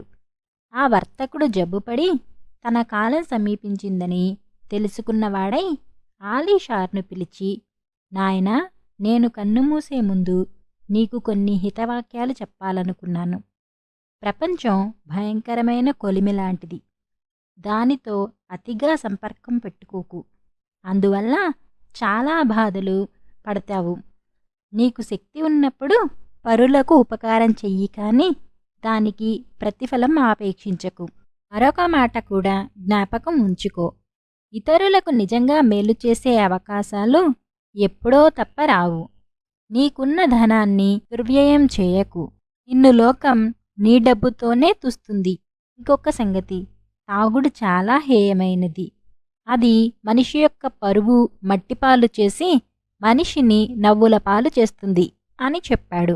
ఆలీషార్ ఎంతో భక్తితో తాను చెప్పిన హితవాక్యాలను పాటిస్తానని మాట ఇచ్చి ప్రమాణం చేసినాక ఆ ముసలివాడు నిశ్చింతగా కన్నుమూశాడు. తండ్రి పోయాక ఆలీషార్ 1 సంవత్సరం పాటు తూచా తప్పకుండా తండ్రి హితవచనాలు పాటిస్తూ వర్తకం సాగించి ఆ తర్వాత క్రమంగా దుష్ట సహవాసాలకు గురి కాసాగాడు. నీచులు, పనికిమాలిన వాళ్ళు, లేకివాళ్ళు అయిన కుర్రవాళ్ళు అతని స్నేహం సంపాదించి అతన్ని దుష్ట మార్గాన నడిపించారు. ఆ మార్గాన కాలుపెట్టిన ఆలీషార్ తన వ్యాపారము, ఇళ్ళు, వాకిళ్ళు, తన సర్వస్వము గుల్లా అయిపోయిన దాకా కన్ను తెరవలేదు. తీరా అతను ఆ మైకంలో నుంచి బయటపడేసరికి అతనికి తన ఒంటిమీద ఉడుపులు తప్పించి చిల్లి గవ్వ కూడా మిగలలేదు. అలిగిన నాటి స్నేహితులంతా ముఖం తప్పించినాక అతనికి తన తండ్రి చెప్పిన హితవాక్యాలలోని వాస్తవం మరింత బాగా తెలిసివచ్చింది. ఉండటానికి ఇల్లు కూడా లేదు. ఆలీషార్ ఒక పేద కొంపలో ఉంటూ తిండి కోసం ఆ గడప వద్ద అడుక్కోవలసిన స్థితికి దిగజారిపోయాడు. ఇలా చిప్పపుచ్చుకొని అడుక్కుంటూ అతను సంత పక్కగా వెళుతూ ఉండగా అక్కడ పెద్ద గుంపు కనపడింది. అక్కడి వింత ఏంటో చూద్దామని అతను వెళ్ళాడు. ఆ గుంపు మధ్య ఒక అందాల రాశి అయిన బానిస పిల్లను వేలం వేస్తున్నారు. ఆ పిల్ల అందాన్ని చూసి ఆలీషార్ నిశ్చేష్టుడై తన దుస్థితిని మరచి తనను తానే మరిచి ప్రతిమలాగా నిలబడిపోయాడు. బానిసను వేలం వేస్తున్నవాడు గొంతెత్తి, అయ్యలారా, వ్యాపారులారా, ధనికులారా, ఎడారి వర్తకులారా, దయచేయండి, ఈ కన్యను చూడండి.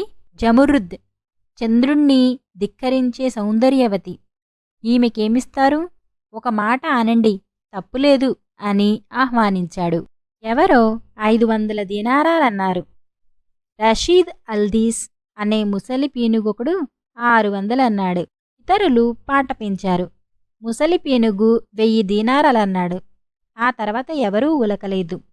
అప్పుడు వేలం పాటగాడు బానిస సొంతదారుకేసి తిరిగి 1000కి పాట కొట్టేయమన్నారా అని అడిగాడు. దానికి బానిస సొంతదారు, నాకేమీ అభ్యంతరం లేదు కాని ఎవరెంత పాడినా ఆమెకు ఇష్టం లేని వాడికి అమ్మనని ప్రమాణం చేశాను. అందుచేత నీవు పొందవలసినది ఆమె అనుమతి అన్నాడు.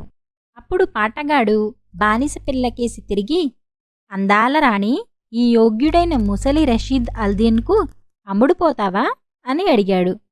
జమురుద్ ఒప్పుకోనన్నది. అదే ధరకు ఆమెను మరెవరైనా కొనటానికి సిద్ధంగా ఉన్నారా అని పాటగాడు అడిగితే 2-3 సిద్ధపడ్డారు. ఒకడు రషీదంత ముసలివాడు కాడు కాని తన ముసలితనం తెలియరాకుండా జుట్టుకు ఎర్రరంగు వేశాడు. మరొకడికి ఒక కన్ను లేదు. ఇంకొకడికి పొడవాటి గెడ్డం బొడ్డుదాకా వెళ్లాడుతున్నది. జమురుద్ అందరినీ వేళాకోళం చేసి ఎవరికీ అమ్ముడుపోనన్నది. సరే అయితే ఇక్కడే ఉండి వారందర్నీ చూసి ఎవరికి అమ్ముడుపోతావో నీవే ఎంచుకో అన్నాడు పాటగాడు. ఆమె ఒక్కొక్క ముఖమే పరీక్షిస్తూ ఆలీషార్ను చూడగానే అతని అందానికి ఆ క్షణంలోనే బానిస అయిపోయింది.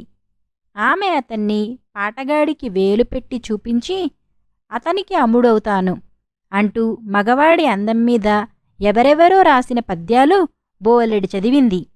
పాటగాడు నిర్ఘాంతపోయి ఆమె యజమానితో, ఈ పిల్ల ఏమో అనుకున్నాను, అకండురాలేనే అన్నాడు.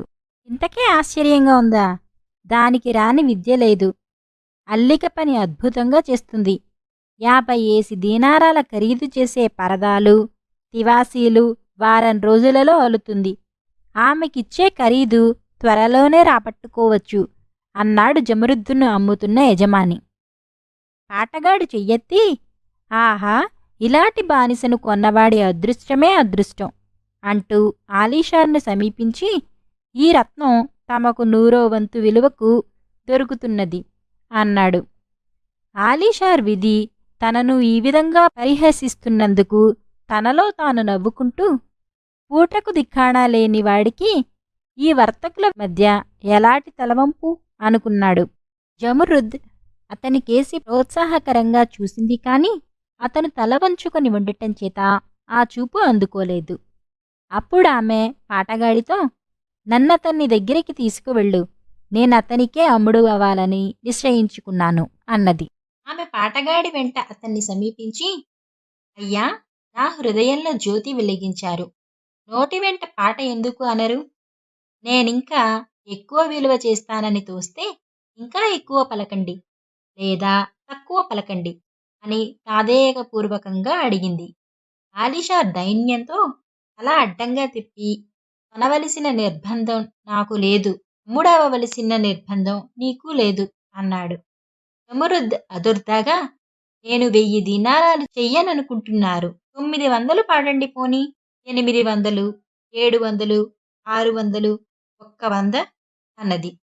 అన్నిటికీ తల అడ్డంగా ఆడిస్తూ వచ్చిన ఆలీషార్, అంత మొత్తం నా దగ్గర లేదు అన్నాడు. జమురుద్ ఆనందంతో, అయితే ఎంత ఉన్నది? మిగతాది ఇంటికి పోయి పంపవచ్చు అన్నది. పిచ్చి పిల్ల, నా దగ్గర 100 దీనారాలు కాదు కదా, 1 దీనారం లేదు. బంగారు నాణెం కాదు కదా, వెండి దీనారమూ లేదు. రాగి పొట్టుగాని లేదు. నన్ను గురించి ఎందుకు వృధా కాలయాపన చేస్తావు?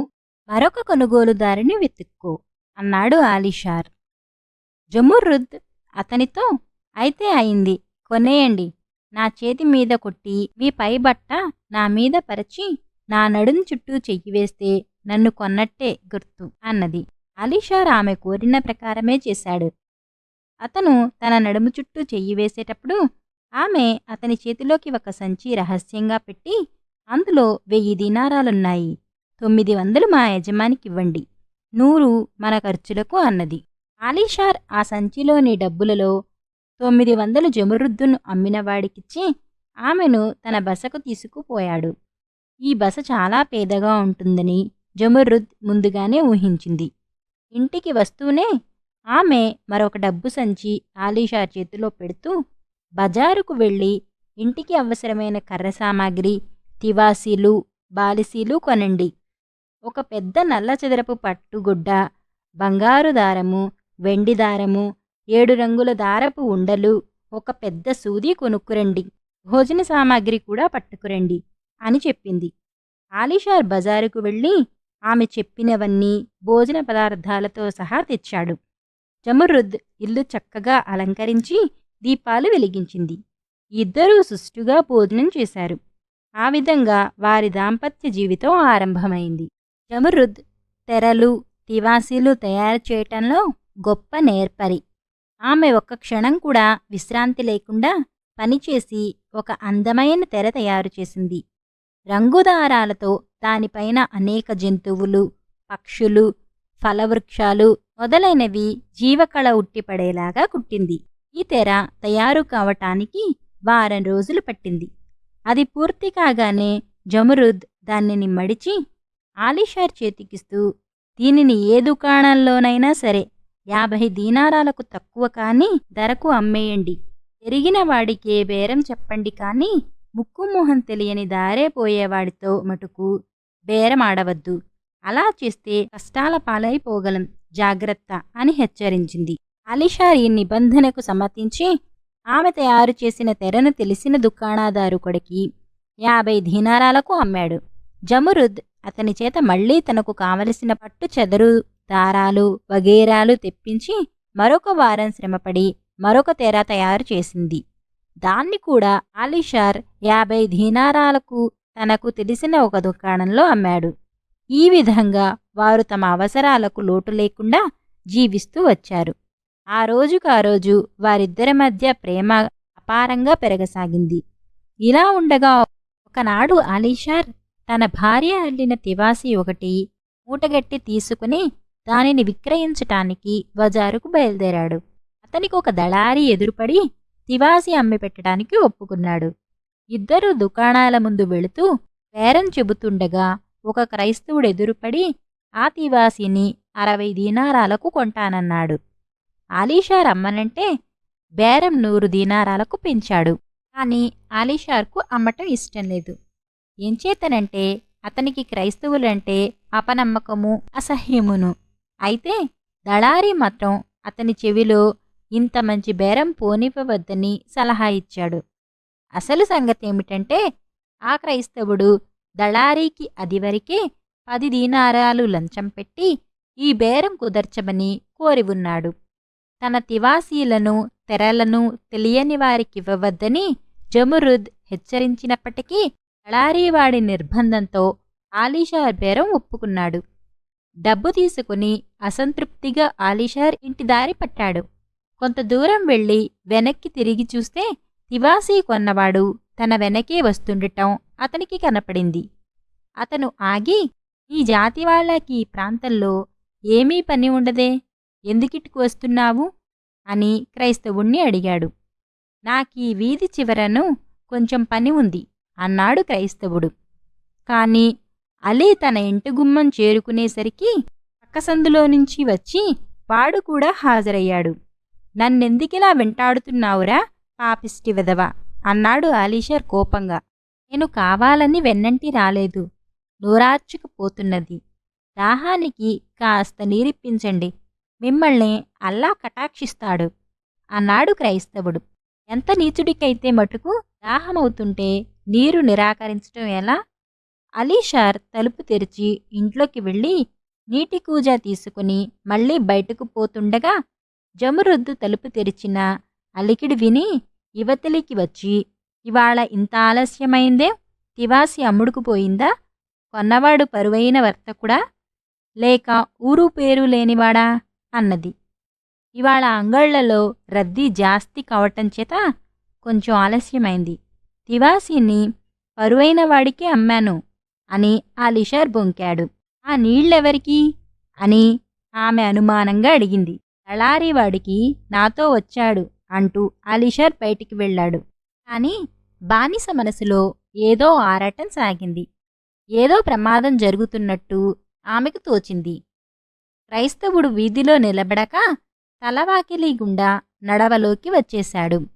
దొంగ వెధవ, నా అనుమతి లేకుండా నా ఇంట్లోకెలా అడుగు పెడతావు అని ఆలీషార్ గద్దించాడు. నిలబడ్డానికి కూడా త్రాణలేక ఒక్క అడుగు లోపలికి వేశాను. ఇది నడవే కాని ఇల్లు కాదు కదా, ఇది వీధిలో జమ్మే. ఒక క్షణం విశ్రాంతి తీసుకుని నా దారిన నే పోతాను అన్నాడు క్రైస్తవుడు. అతను ఆలీషార్ నుంచి కూజా అందుకొని నీరు తాగి కూజా ఆలీషార్కి తిరిగి ఇచ్చేశాడు. వెళ్ళిపోతాడని ఆలీషార్ ఎంతసేపు చూసినా ఆ క్రైస్తవుడు కదలలేదు. ఇంక వెళ్ళిపో అన్నాడు ఆలీషార్. అయ్యా, ఒక్క చిన్న ఉపకారం చేస్తే అది కలకాలం ఉంటుంది. అలాంటి పనులు చేసే బుద్ధి తమకు అల్లా ఇవ్వలేదా? నా దాహమైతే తీరింది కాని ఆకలి దహించుకుపోతుంది. ఏమీ వద్దు, ఇంత ఎండిపోయిన రొట్టె ముక్క, ఉల్లిపాయ అయినా సరే నా మొహాన వేస్తే ఆకలి తీర్చుకుంటాను అన్నాడు క్రైస్తవుడు. మా ఇంట్లో ఇంత ఆహారం కూడా లేదు. మాట్లాడక ఇక బయటికి నడు అన్నాడు ఆలీషార్. అప్పటికీ క్రైస్తవుడు కదల్లేదు. ఇంట్లో ఏమీ లేకపోతే బజారులో దుకాణం నుంచి మీగడ రొట్టి అయినా తెప్పించండి, లేకపోతే అల్లాపై ఒట్టే. నేను తివాసికి ఇచ్చిన 100 దీనారాలు ఇంకా మీ వద్దనే ఉన్నాయి కదా. ఆకలి కొన్నవాణ్ణి బయటికి తరమటం మీకు మాత్రం ఏమంత ప్రతిష్ట అన్నాడు అతను. ఆ దుర్మార్గుడి పైన ఆలీషార్కు ఎంత మంటగా ఉన్నా వాడి కోరిక తీర్చక తప్పలేదు. వన్నచోటి నుంచి కదలవద్దని క్రైస్తవుణ్ణి హెచ్చరించి ఆలీషార్ బయటకి వెడుతూ తలవాకిలికి భద్రంగా తాళం పెట్టి దుకాణాకి వెళ్ళి వెచ్చవెచ్చని రొట్టెలు, హల్వాలు, పళ్ళు, ఇతర అపక్వాహారాలు కొనుక్కొని తిరిగి వచ్చాడు. అవన్నీ చూసి క్రైస్తవుడు, ఆహా, ఏమి అతిథి సత్కారం! ఇవన్నీ తెచ్చారెందుకు? వీటితో 10 మందికి విందు చేయవచ్చునే. తమరు కూడా నాతోబాటు భోజనం చెయ్యాలని నా ప్రార్థన అంటూ ఆలీషార్ను నిర్బంధించి ఒప్పించాడు. ఇద్దరూ భోజనానికి కూర్చున్నారు. భోజనం మధ్యలో క్రైస్తవుడు ఒక అరటిపండులో రహస్యంగా మత్తుపందు పెట్టి, తమరీ పండు నా చేతిమీదుగా పుచ్చుకోవాలి అని ఆలీషార్కు ఇచ్చాడు. అరటిపండు తింటూనే ఆలీషార్ స్పృహ తప్పి పడిపోయాడు. మరుక్షణమే క్రైస్తవుడు చివాలున లేచి వీధిలోకి వెళ్ళాడు. అక్కడ అప్పుడే అతని మనుషులు ఒక కంచెరగాడితతో సహా పొంచి ఉన్నారు. వారి వెంట ముసలివాడు రషీద్ అల్దీన్ కూడా ఉన్నాడు. ఈ ముసలివాడే జమరుద్దున్ను కొనడానికి యత్నించినది. ఇతను వాస్తవానికి క్రైస్తవుడే, కాని వర్తకులలో వెలిగా ఉండకుండా ముసల్మానునని అబద్ధం ఆడుతూ వచ్చాడు. ఈ క్రైస్తవుడు అతనికి స్వయానా తమ్ముడే. ఇతడి పేరు బర్సుం. బర్సుం తన అన్నతో తన పన్నాగమంతా వివరంగా చెప్పాడు. అన్నదమ్ములిద్దరూ వారి మనుషులు ఆలీషార్ ఇంట జొరబడ్డారు. జమరుద్ ఉండే చోటికి వెళ్ళి క్షణంలో ఆమె నోట గుడ్డలు కుక్కి ఆమెను కంచరగాడిదపై వేసి తిన్నగా ముసలి రషీద్ ఇంటికి తీసుకుపోయారు. ముసలాడు ఆమెను తన ఇంటిలోని మారుమూల గదిలోకి తీసుకుపోయి ఆమె నోట కుక్కిన గుడ్డలు తీయించి, జమరుద్, ఇప్పుడు నీవు నా చేతిలో చిక్కావు. ఆ వెధవ ఆలీషార్ ఈసారి నిన్నెలా కాచేసుకుపోతాడో చూస్తాను. నీవు ఎలాగో నా దానివి కాక తప్పేది లేదు. అందుచేత నీ మతం విడిచిపెట్టి నాలాగే క్రైస్తవ మతం పుచ్చుకో, లేకపోతే నిన్ను నా నౌకర్ల చేత చిత్రహింస చేయిస్తాను. నీ పాట్లు కుక్కలు కూడా పడవు అన్నాడు. జమరుద్ కంటికి మంటికి ఏకధారగా ఏడుస్తూ, ముసలిపీనుగా, నన్ను ముక్కలు ముక్కలుగా కోసిన నా మతాన్ని వదులుకోను అన్నది. దానిమీదట ఆ ముసలివాడు ఆమెను తన చేతులు నొచ్చేదాకా కొట్టి, దీన్ని వంట ఇంటి బానిసలతో చేర్చండి, అన్నము నీరు ఇవ్వకండి అని నౌకర్లతో చెప్పాడు. అక్కడ ఆలీషార్ కొంతసేపటికి మత్తు వదిలి లేచి కూర్చొని ఓ జమరుద్ అని కేకపెట్టాడు. కాని జవాబు లేదు. అతను లేచి ఆమె ఉండే గదికి వెళ్ళి చూస్తే ఆమె పల్లెవాటు, రుమాళ్ళు చిందరవందరగా పడి ఉన్నాయి. ఇవి చూడగానే క్రైస్తవుడు జ్ఞాపకం వచ్చాడు. వాడే తన ప్రియురాలిని తీసుకుపోయాడని అర్థమై ఆలీషార్కు దుఃఖం పొంగి వచ్చింది. ఆ దుఃఖం శృతిమించి అతని మతే పోయినట్టయింది. అతను అయ్యో జమరుద్ అని కేకలు పెట్టి రొమ్ము బాదుకుంటూ వీధిన పడ్డాడు. త్వరలోనే అనేక మంది కుర్రాళ్ళు పిచ్చివాడు పిచ్చివాడు అని కేకలు వేస్తూ అతని వెంట పడ్డారు. అతన్నెరిగిన వాళ్లు కూడా పాపం పిచ్చెత్తింది కాబోలు అని జాలిపడ్డారు. ఇలా అతను నగరమంతా కలియదిరుగుతుండగా ఒక ముసలిది అతనికెదురుపడి, "నా తండ్రే, నీకీ స్థితి ఎందుకు వచ్చింది నాయనా?" అని అడిగింది. అలీషార్ తన దీన చరిత్ర ఆమెతో చెప్పుకున్నాడు.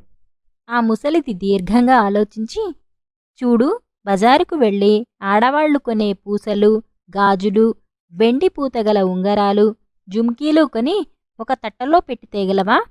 ఆ తట్ట నెత్తిన పెట్టుకుని ఇల్లిల్లు తిరిగి నీ జమృత్ ఎక్కడ ఉన్నది తెలుసుకుని చేతనైతే నీకు చేర్చటానికి ప్రయత్నిస్తాను" అన్నది. ఈ మాట విని అలీషార్కు ప్రాణం లేచి వచ్చింది. అతను ఆనందాశ్రువులు రాల్చి వెళ్ళి ఆమె కోరిన వస్తువులొక తట్టలో పెట్టి తెచ్చి ఇచ్చాడు. ఆమె ఇంటికి వెళ్ళి దుస్తులు మార్చుకుని ముఖానికి బుర్కా వేసుకుని తట్టన పెట్టుకుని కర్ర ఒకటి తాటించుకుంటూ నగరంలో ఉండే గొప్ప వర్తకులకల్లా వెళ్ళి ఆడవాళ్లందర్నీ చూస్తూ రాసాగింది. చివరకు ఆమె రషీద్ ఇంటికి కూడా వెళ్ళింది. ఆమె అమ్మకానికి తెచ్చిన వస్తువులు చూడటానికి ఆడబానిసలందరూ మూగారు. వారికి ఆమె అన్ని వస్తువులు చూపటమే కాక చాలా తక్కువ ధరలు చెప్పింది. అందరూ తమకు కావలసిన వస్తువులు కొనుక్కున్నారు. ముసలిది చుట్టూ కలయ చూసేసరికి దెబ్బల బాధతో తీసుకుంటూ ఒక చాప మీద పడి ఉన్న జమృద్ కనిపించింది. వెంటనే ఆమెకు ఆ మనిషే తాను వెతుకుతున్న జమృద్ అని తోచింది. ఎందుకంటే మిగతా బానిసలు ఆమెను గురించి చెప్పిన వివరాలు అలీషార్ చెప్పిన వివరాలకు అతికినట్టుగా సరిపోయాయి. అందుచేత ముసలిది ఆమెను సమీపించి, "నీవు అలీషార్ బానిసవు కదా అమ్మా? అతను నన్ను నీకోసమే పంపాడు.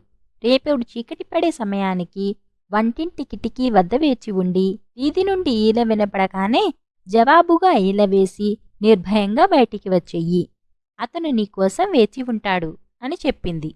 ఆ తర్వాత ముసలిది అలీషార్ వద్దకు వెళ్ళి, "రేపు చీకటి పడే వేళకు ఫలాన్ని కిటికీ కింద వీధిలో వేచి ఉండు" అంటూ అతనేం చేయాలో చెప్పింది.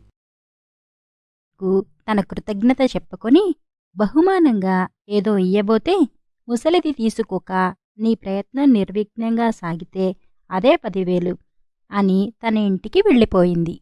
మర్నాడు చీకటి పడే సమయానికి అలీషార్ రషీద్ ఇంటి బయట వంటింటి కిటికీ వద్ద చేరి అక్కడ గోడ నానుకొని సమయం కోసం ఎదురుచూస్తూ కూర్చున్నాడు. కాని అప్పటికి 2 రాత్రులుగా నిద్రలేని కారణం చేత అతనికి నిద్ర ముంచుకు వచ్చేసింది. ఆ సమయంలో ఒక గంజిదొంగ అటుగా వచ్చాడు. ఆ రాత్రి ఆ ఇల్లు కొల్లగొట్టే ఉద్దేశంతో వాడు ఇంటిని తనిఖీ చేయటానికి వచ్చాడు. వాడటుగా వస్తూనే నిద్రపోతున్న ఆలీషార్ను చూశాడు. ఖరీదైన అతని దుస్తులు చూసి వాడికి కళ్ళు కుట్టాయి. వాడు నేర్పుగా ఆలీషార్ తలపాగా పైబట్ట సంగ్రహించి తాను ధరించాడు. అదే సమయంలో ఎత్తున ఉండే కిటికీ తెరుచుకున్నది. ఒక స్త్రీ ఆకారం దొంగ కంట పడింది. ఆ స్త్రీ కిందకి చూసి ఈలవేసింది. దొంగవాడు తిరిగి ఈలవేశాడు. మరుక్షణంలో లోపలి నుంచి ఒక తాడు కిందికి జారింది. కిటికీలో నుంచి కనపడిన స్త్రీ కిటికీలోకి ఎక్కి ఆ తాడు పట్టుకుని కిందికి వచ్చింది. దొంగ మరి ఆలోచించక ఆమె దిగటానికి తన వీపు ఇచ్చి బలంగలవాడు కావటం చేత ఆమెను మోసుకుంటూ వాయువేగంతో పరిగెత్తసాగాడు. దొంగను చూసి తన భర్తే అనుకున్న జమృద్ ఆ దొంగతో, "ఆలీషార్, నీకు నడిచే శక్తి కూడా లేదని ముసలిది చెప్పింది గదా, గుర్రంలాగా పరిగెత్తే శక్తి నీకెలా వచ్చింది?" అని అడిగింది. ఈ ప్రశ్న విని దొంగ తన వేగం మరింత హెచ్చించాడు. అనుమానం వేసి జమృద్ దొంగవాడి ముఖం తడిమింది. అతని గెడ్డం చీపురు కట్టలాగా ఆమె చేతికి తగిలింది. ఆమెకు చెప్పరాని భయం పట్టుకున్నది. "ఎవడవురా నువ్వు? ఎవడవురా?" అంటూ ఆమె వాణ్ణి ముఖం మీద కొట్టింది. ఈసరికి దొంగ నిర్మానుష్యమైన చోటికి చేరాడు. వాడు జమృద్దును కిందకి దించి, "నేనెవరినా? నా పేరు జవాన్, దొంగను. మా ముఠాలో 40 మందిమి ఉన్నాం. మాకు ఆడదన్నది లేదు. నీ అదృష్టం, నువ్వు మా అందరికీ పెళ్ళాం కాబోతున్నావు" అన్నాడు. ఈ మాట చెప్పివాడు ఆమెను మళ్లీ తన వీపున ఎత్తుకుని కొండల్లో తమ ముఠా ఉండే గుహకు తీసుకుపోయాడు. జవాన్ జమృద్ను తన ముసలి తల్లికి అప్పగించి, "ఇవాళ రాత్రి మేం చేయవలసిన దొంగతనాలు కొన్ని ఉన్నాయి. రేపు మధ్యాహ్నానికల్లా మేం 40 మందిమి వస్తాము. అంతదాకా ఈ మనిషిని జాగ్రత్తగా చూస్తూ ఉండు అని చెప్పి వెళ్ళిపోయాడు. ఆ రాత్రి జమృద్ కన్నుమూయలేదు. తెల్లవారేలోపుగా ఆమె తన భయాన్ని వదిలించుకుని ధైర్యాన్ని చిక్కబట్టుకోగలిగింది. ఆమె తప్పించుకు పారిపోయే ఆలోచన కూడా చేసింది. ఆమె ముసలిదానితో, అత్తా, మధ్యాహ్నం దాకా వాళ్ళంతా రారు గదా, అందాక మనకు పనిపాటు ఉండదు. అలా ఎండలో కూర్చుందామా, నీ తల్లో పేలు చూస్తాను అన్నది. ముసలిది, అంతకంటేనా, ఈ దిక్కుమాలిన గుహలో తలంటా పాడా, తలనిండా పేలే, రాత్రిళ్ళు ఒళ్ళంతా పాకుతాయి, వాటిని వదలగొట్టితివా, నిన్ను ఎంత బాగా చూడాలో అంత బాగా చూస్తాను అన్నది. ఇద్దరూ ఎండలో చేరారు. జమృత్ ముసలిదాని తల దువ్వి చాలా భాగం పేలు తీసేసింది. తర్వాత జుట్టుపాయలు తీస్తూ ఈళ్లు గోళ్లతో కుక్కసాగింది. ఆమె గోళ్ల కింద ఈళ్లు చుటుకు చుటుకుమంటుంటే ముసలిదానికి జోకొట్టినట్టయి నిద్ర వచ్చేసింది. జమృత్ ముసలిదాన్ని వదిలేసి చప్పున గుహలోకి వెళ్ళిపోయింది. లోపల ఎన్నో రకరకాల దుస్తులున్నాయి. అన్నీ దొంగలించినవే. జమృద్ మగవాడి దుస్తులు ధరించింది. ఖరీదైన తలపాగా పెట్టుకున్నది. బయటికి వచ్చి అక్కడ కట్టేసి ఉన్న ఒక గుర్రాన్నెక్కి దేవుణ్ణి స్మరించుకొని శరవేగంతో బయలుదేరిపోయింది. దొంగల నుంచి తప్పించుకుపోయిన జమృద్ చీకటి పడినదాకా ఆగకుండా స్వారీ చేసింది. మళ్లీ మర్నాడు ఉదయమే గుర్రమెక్కి రోజల్లా ప్రయాణించింది. దారిలో దుంపలు తవ్వి తిని కడుపు నింపుకోవటానికి, గుర్రాన్ని మేతకు విడవటానికి తప్ప ఆమె ఆగనే లేదు. 10 రోజులు ఈ విధంగా ఇసుక ఎడారిలో పడి ప్రయాణించినాక ఆమెకు మళ్లీ సస్యశ్యామల ప్రదేశం కంటపడింది. ఎక్కడ చూసినా పచ్చిక బయళ్ళు, సెలయేళ్ళు, చెట్లు, పూలు, నీడలు కనిపించి ఆమె కళ్ళు తనిశాయి. జమృద్ ఈ ప్రదేశంలో కొంతసేపు విశ్రాంతి తీసుకుని మళ్లీ గుర్రమెక్కి ఒక రహదారి వెంట వెళ్ళి ఒక మహానగరం చేరుకుంది. ఆమె నగరద్వారాన్ని చేరే వచ్చేసరికి అక్కడ జనం తండోపతండాలుగా చేరి ఉండి ఆమెను చూసి వెర్రిగా హర్షధ్వానాలు చేస్తున్నారు. అంతలోనే నగరద్వారం తెరుచుకున్నది. నగరపు పెద్దలు, కులీనులు గుర్రాలెక్కి ఆమెకు ఎదురు వచ్చి రాజుగారికి సభికులు వందనాలు చేసే రీతిగా వంగి సలాములు చేశారు. ఇదే సమయంలో జనం సుల్తానుగారికి జై అని నినాదాలు చేశారు. రక్షక భటులు వచ్చి జనాన్ని దూరంగా ఉంచారు. పురుష విషయంలో ఉన్న జమృద్కు ఇదంతా అగమ్య గోచరంగా ఉంది. ఆమె నగరపు పెద్దలకేసి తిరిగి, అయ్యలారా, మీ నగరంలో ఈ జాతర దేనికి? మీకు నాతో ఏం పని అని అడిగింది. స్వామి, మా నగరాన్ని పరిపాలించమని అల్లా తమరిని పంపాడు. ఆయన సర్వజ్ఞుడు. అందుచేతనే మాకు తమలాంటి యువకుడైన కులీనుణ్ణి రాజుగా నిర్ణయించాడు అన్నారు వారు. వారి ద్వారా జమృద్ అక్కడి ఆచారం గురించి తెలుసుకున్నది. ఈ నగరాన్ని ఏలే రాజులు నిస్సంతుగా చనిపోవటం జరిగితే అక్కడి ప్రజలు నగరం వెలుపలికి వచ్చి తమ నగరానికి వచ్చే మొట్టమొదటి మనిషిని రాజుగా ఎన్నుకుంటారు. ఈ ఆచారం ప్రకారం జమృద్ తలవని తలంపుగా ఈ నగరానికి రాజయింది. ఆమె తనలో కనపడే ఆశ్చర్య సంభ్రమాలను పైకి కనబడనివ్వక బింకంగా వారితో, నేనైనా కులీనుండే కాని సాదా మనిషిని కాను. ఇంట్లో పోట్లాడి ప్రపంచం చూడటానికి బయలుదేరి ఇలా వచ్చాను. దైవికంగా నేను మిమ్మల్ని పరిపాలించవలసిన పరిస్థితి ఏర్పడింది కనుక అందుకు సిద్ధంగానే ఉన్నాను అన్నది. ఈ మాట విని ఆమె తన గుర్రాన్ని ఊరేగింపులో ముందు పోనించింది. ఆమె వెనకగా నగరపు పెద్దలు, ఉన్నతాధికారులు బయలుదేరారు. ఊరేగింపు రాజభవనం ముందు ఆగిపోయింది. జమృద్ భవనం ప్రవేశించి రాచదుస్తులు ధరించింది. ఆమెను సింహాసనంపై కూర్చోపెట్టి అందరూ ఆమె ముందు సాష్టాంగపడి రాజభక్తి ప్రమాణాలు చేశారు. జమృద్ ముందుగా ప్రజలకు దానధర్మాలు చేసింది. ఖజానాలో ఎంతో కాలంగా మూలుగుతున్న డబ్బును పేదసాదలకు పంచిపెట్టింది. రాజభవనంలోని నౌకర్లకు వస్త్రదానాలు చేసింది. పెద్ద అధికారులకందరికీ కానుకలిచ్చింది. అందరూ ఆమెను 1000 ఏళ్లు పరిపాలించమని దీవించారు. తమ రాజు ఆడదని వారికి ఏపాటి అనుమానమూ కలగలేదు. ఆమె పరస్త్రీలను కన్నెత్తి కూడా చూడకపోవటం గమనించి, ఆహా, మన సుల్తాను ఎంత నీతిపరుడు అని మెచ్చుకున్నారు.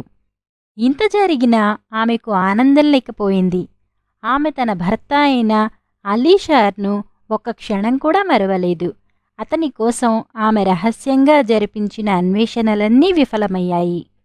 ఆలీషార్ తనకు మళ్లీ కనిపించగలగనందుకు ఆమె ఉపవాసాలు చేసింది.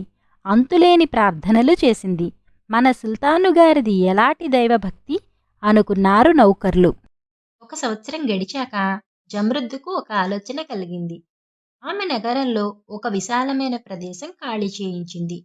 నగరవాసులందరూ కూర్చొని విందు భోజనం చేయటానికి వీలైనంత పెద్ద మండపం కట్టించింది. అందులో ఒక పక్కగా సింహాసనము, మంత్రులు మొదలైన వారి ఆసనాలు ఉన్నాయి. మిగిలిన స్థలమంతా సామాన్య ప్రజలకు ఆసనాలను అమర్చారు. ఈ మొదలు ప్రతి నెల మొదటి రోజున ఈ మంటపంలో సమారాధన విందు చేస్తాం. ఆ రోజు నగరంలోని 50 మంది పురుషులు వచ్చి భోజనం చేయాలి. కాని వారికి శిరశ్ఛేద శిక్ష. ఈ విధంగా చాటింపు వేయించండి అని ఆమె తన మంత్రులకు చెప్పింది. అలాగే చాటింపు వేశారు. మరుసటి నెల మొదటి రోజున నగరంలోని ధనికులు, పేదలు, వర్తకులు, బిచ్చగాళ్ళు మంటపానికి వచ్చి విందుకు కూర్చున్నారు. బల్లల మీద రకరకాల వంటకాలు పెట్టి ఉన్నాయి. ఎవరి ఆసనాలకు సమీపంలో ఉండే వంటకాలను వారు అంది తీసుకుంటున్నారు. విందు జరుగుతున్నంతసేపు జమృత్ ప్రతి మనిషిని పరీక్షించి చూస్తూ వచ్చింది. సుల్తాను వారు నాకేసి అంత పరీక్ష ఎందుకు చూస్తున్నారో అని చాలామంది ఆశ్చర్యపడ్డారు. ఆహా, ప్రజలపై ఇంత అభిమానం కల రాజులు కూడా ప్రపంచంలో ఉంటారా? ఏమి విందు అని చాలామంది అనుకున్నారు. ఆ రోజు దైవికంగా ఆ విందులో పాల్గొంటున్న వారిలో ఆలీషార్కు మత్తుమందు పెట్టి జమృత్ను తస్కరించిన బర్సుం కూడా ఉన్నాడు. ఆ నీచుడు తనకు అందుబాటులో ఉండే వంటకాలన్నీ అందిపుచ్చుకొని ఆత్రంగా తినేసి దగ్గరలో ఏమీ లేకపోయేసరికి దూరంగా ఉన్న ఒక పళ్ళెం అందుకొని అందులో ఉన్న మీగడ హల్వా పట్టెడు తీసి నోటా కుక్కుకున్నాడు. ఈ చర్య చూసి బర్సుంకు అటూ ఇటూ కూర్చున్న వాళ్లకు రోత కలిగింది. ఎవరయ్యా నువ్వు? నీకు అతిథి మర్యాద కూడా తెలియదే. అందుబాటులో ఉన్నది తింటారు కాని కనిపించినదల్లా తీసుకుని తింటారా? అంతా ఒక్కడివే బొక్కేస్తున్నావు, కడుపు నొప్పి వచ్చేను అని నానా మాటలు అన్నారు. ఎవరేమన్నప్పటికీ వినిపించుకోకుండా బర్సుం మరొక పట్టెడు హల్వా తీసుకుని నోట పెట్టుబోతుండగా జమృద్ అతన్ని గుర్తించి ఆ హల్వా తినేవాణ్ణి పట్టి తీసుకురండి అని భటులను ఆజ్ఞాపించింది. వాళ్లు వచ్చి బర్సుం మీద పడి కింద పడేసి జరజరా ఈడ్చుకుపోయారు. ఈ సంఘటన అందరినీ ఆశ్చర్యచకితులను చేసింది. జమృద్ బర్సుమును చూసి కళ్ళ నిప్పులు రాలుస్తూ, ఏమిరా, నీ పేరేమిటి? నువ్వు మా నగరానికి ఏం పని మీద వచ్చావు అని అడిగింది. మహారాజా, నా పేరు అలీ. నేను జల్తార్ పనివాణ్ణి. వర్తకం కోసం తమ నగరానికి వచ్చాను అన్నాడు బర్సుం. జమృద్ తన నౌకరు చేత తన వద్ద ఉండే ఇసుక పెట్టె, రాగి పుల్ల తెప్పించింది. ఇసుకలో ఏవో పిచ్చిగీతలు గీసింది. వాటిని నిదానంగా పరిశీలించినట్టు నటించింది. చివరకు బర్సుం కేసి తిరిగి రౌద్రకంఠంతో, నాతోనే అబద్ధాలాడతావురా బద్మాష్! నీ అసలు పేరు బర్సుం కాదు. నువ్వు ఒక బానిస పిల్లను మాయచేసి ఎత్తుకుపోలేదు. దాన్ని వెతుకుతూ కాదు నీవీ నగరం వచ్చింది అని కేకలు పెట్టింది. బర్సుం వణికిపోతూ ఆమె కాళ్లపైన పడి అంతా నిజమేనని ఒప్పుకున్నాడు. ఇది చూసి ప్రజలందరూ ఆశ్చర్యచకితులై హాహాకారాలు చేసి, మన ప్రభువులాంటి దైవజ్ఞులు ప్రపంచంలో మరెక్కడైనా ఉంటారా అన్నారు. జమృత్ తన భటులను పిలిచి, ఈ నీచుణ్ణి చిత్రవధ చెయ్యండి అని ఆజ్ఞాపించింది. జనులు ఆమె ఇచ్చిన శిక్ష సరి అయిందని ప్రశంసించారు. బర్సుం సమీపంగా కూర్చొని భోజనం చేసిన వారు మీగడ హల్వా జన్మలో తినమని ఒట్లు పెట్టుకున్నారు. అదే బర్సుం చావుకు కారణమైందని వారి అనుమానం. అందుచేత మరుసటి నెల ఆరంభంలో తిరిగి విందు జరిగినప్పుడు మీగడ హల్వా పళ్ళం ఉన్న ఛాయల ఎవరూ కూర్చోలేదు. దానికేసి ఎవరూ చూడనైనా లేదు. సుల్తాను తమ కేసి పరీక్షగా చూస్తూ ఉండటం గమనించి ప్రతి ఒక్కరూ తమకెదురుగా ఉండే తినుబండారాలు మాత్రమే తిన్నారు. విందు సాగుతున్న సమయంలో ఒక మొరటు మనిషి అక్కడికి వచ్చాడు. ఖాళీ స్థలం కోసం చాలాసేపు వెతికిన మీదట మీగడ హల్వా పళ్ళం ఎదురుగా ఖాళీ దొరికింది. వాడు అక్కడ కూర్చొని ఆ పళ్ళం తనకేసి లాక్కున్నాడు.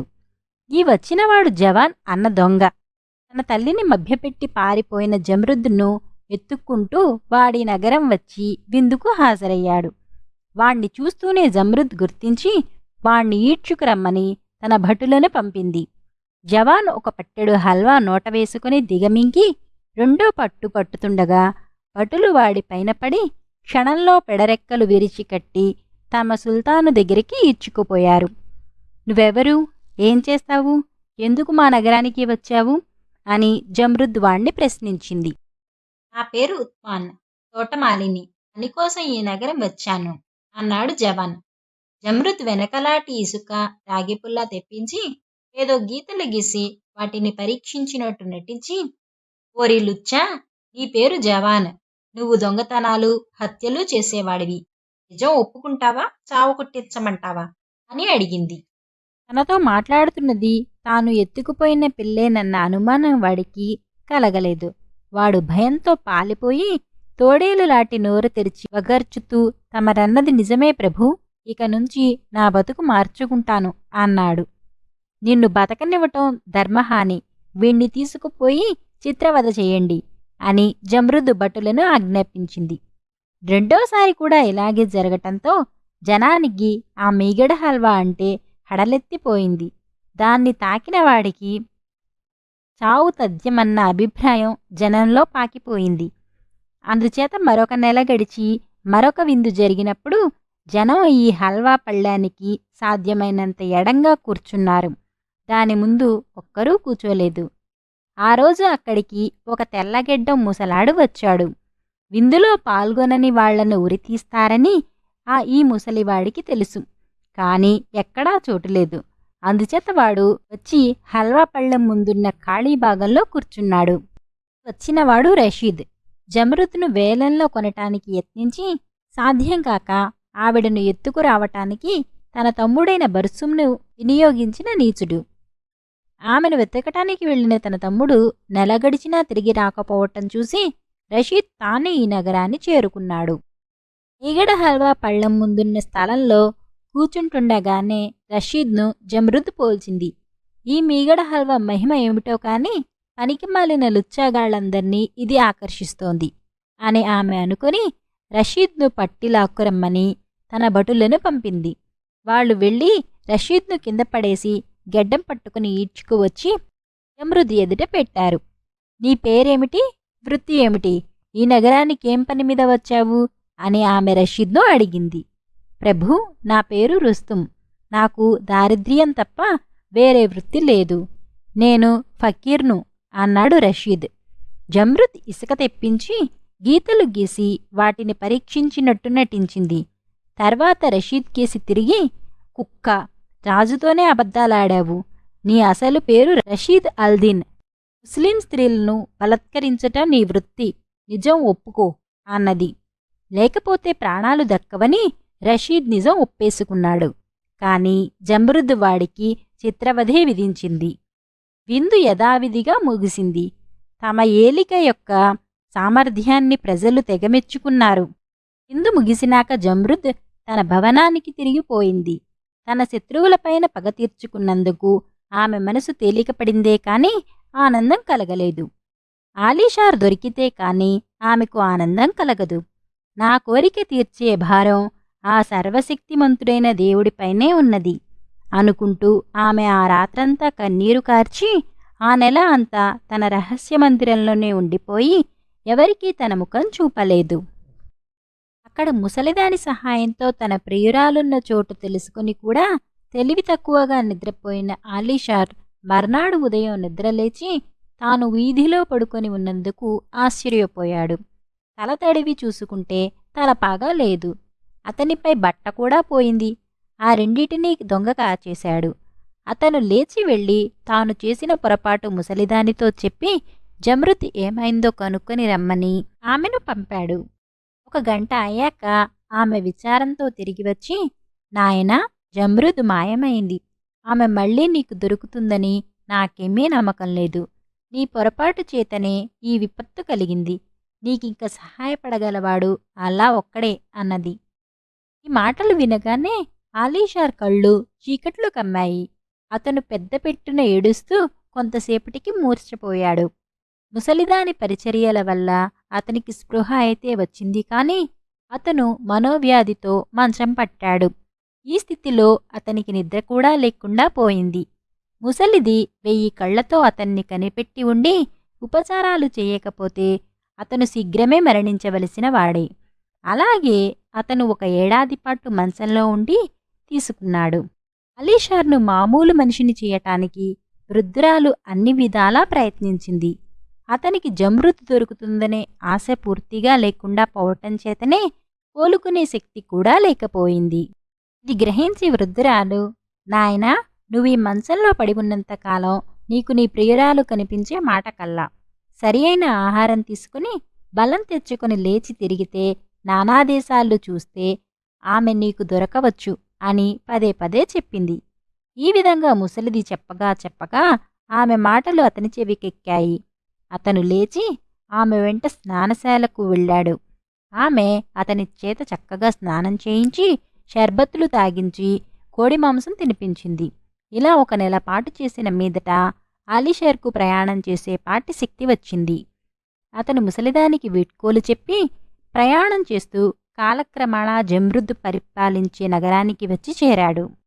ఇదే సమయానికి ఈ నగరంలో 4వ విందు జరిగింది. విందులో ఒక పక్క జమృద్ సపరివారంగా కూర్చొని అందరినీ పరిశీలించసాగింది. పౌరులందరూ ఎప్పటిలాగే విందుకు వచ్చి కూచున్నారు.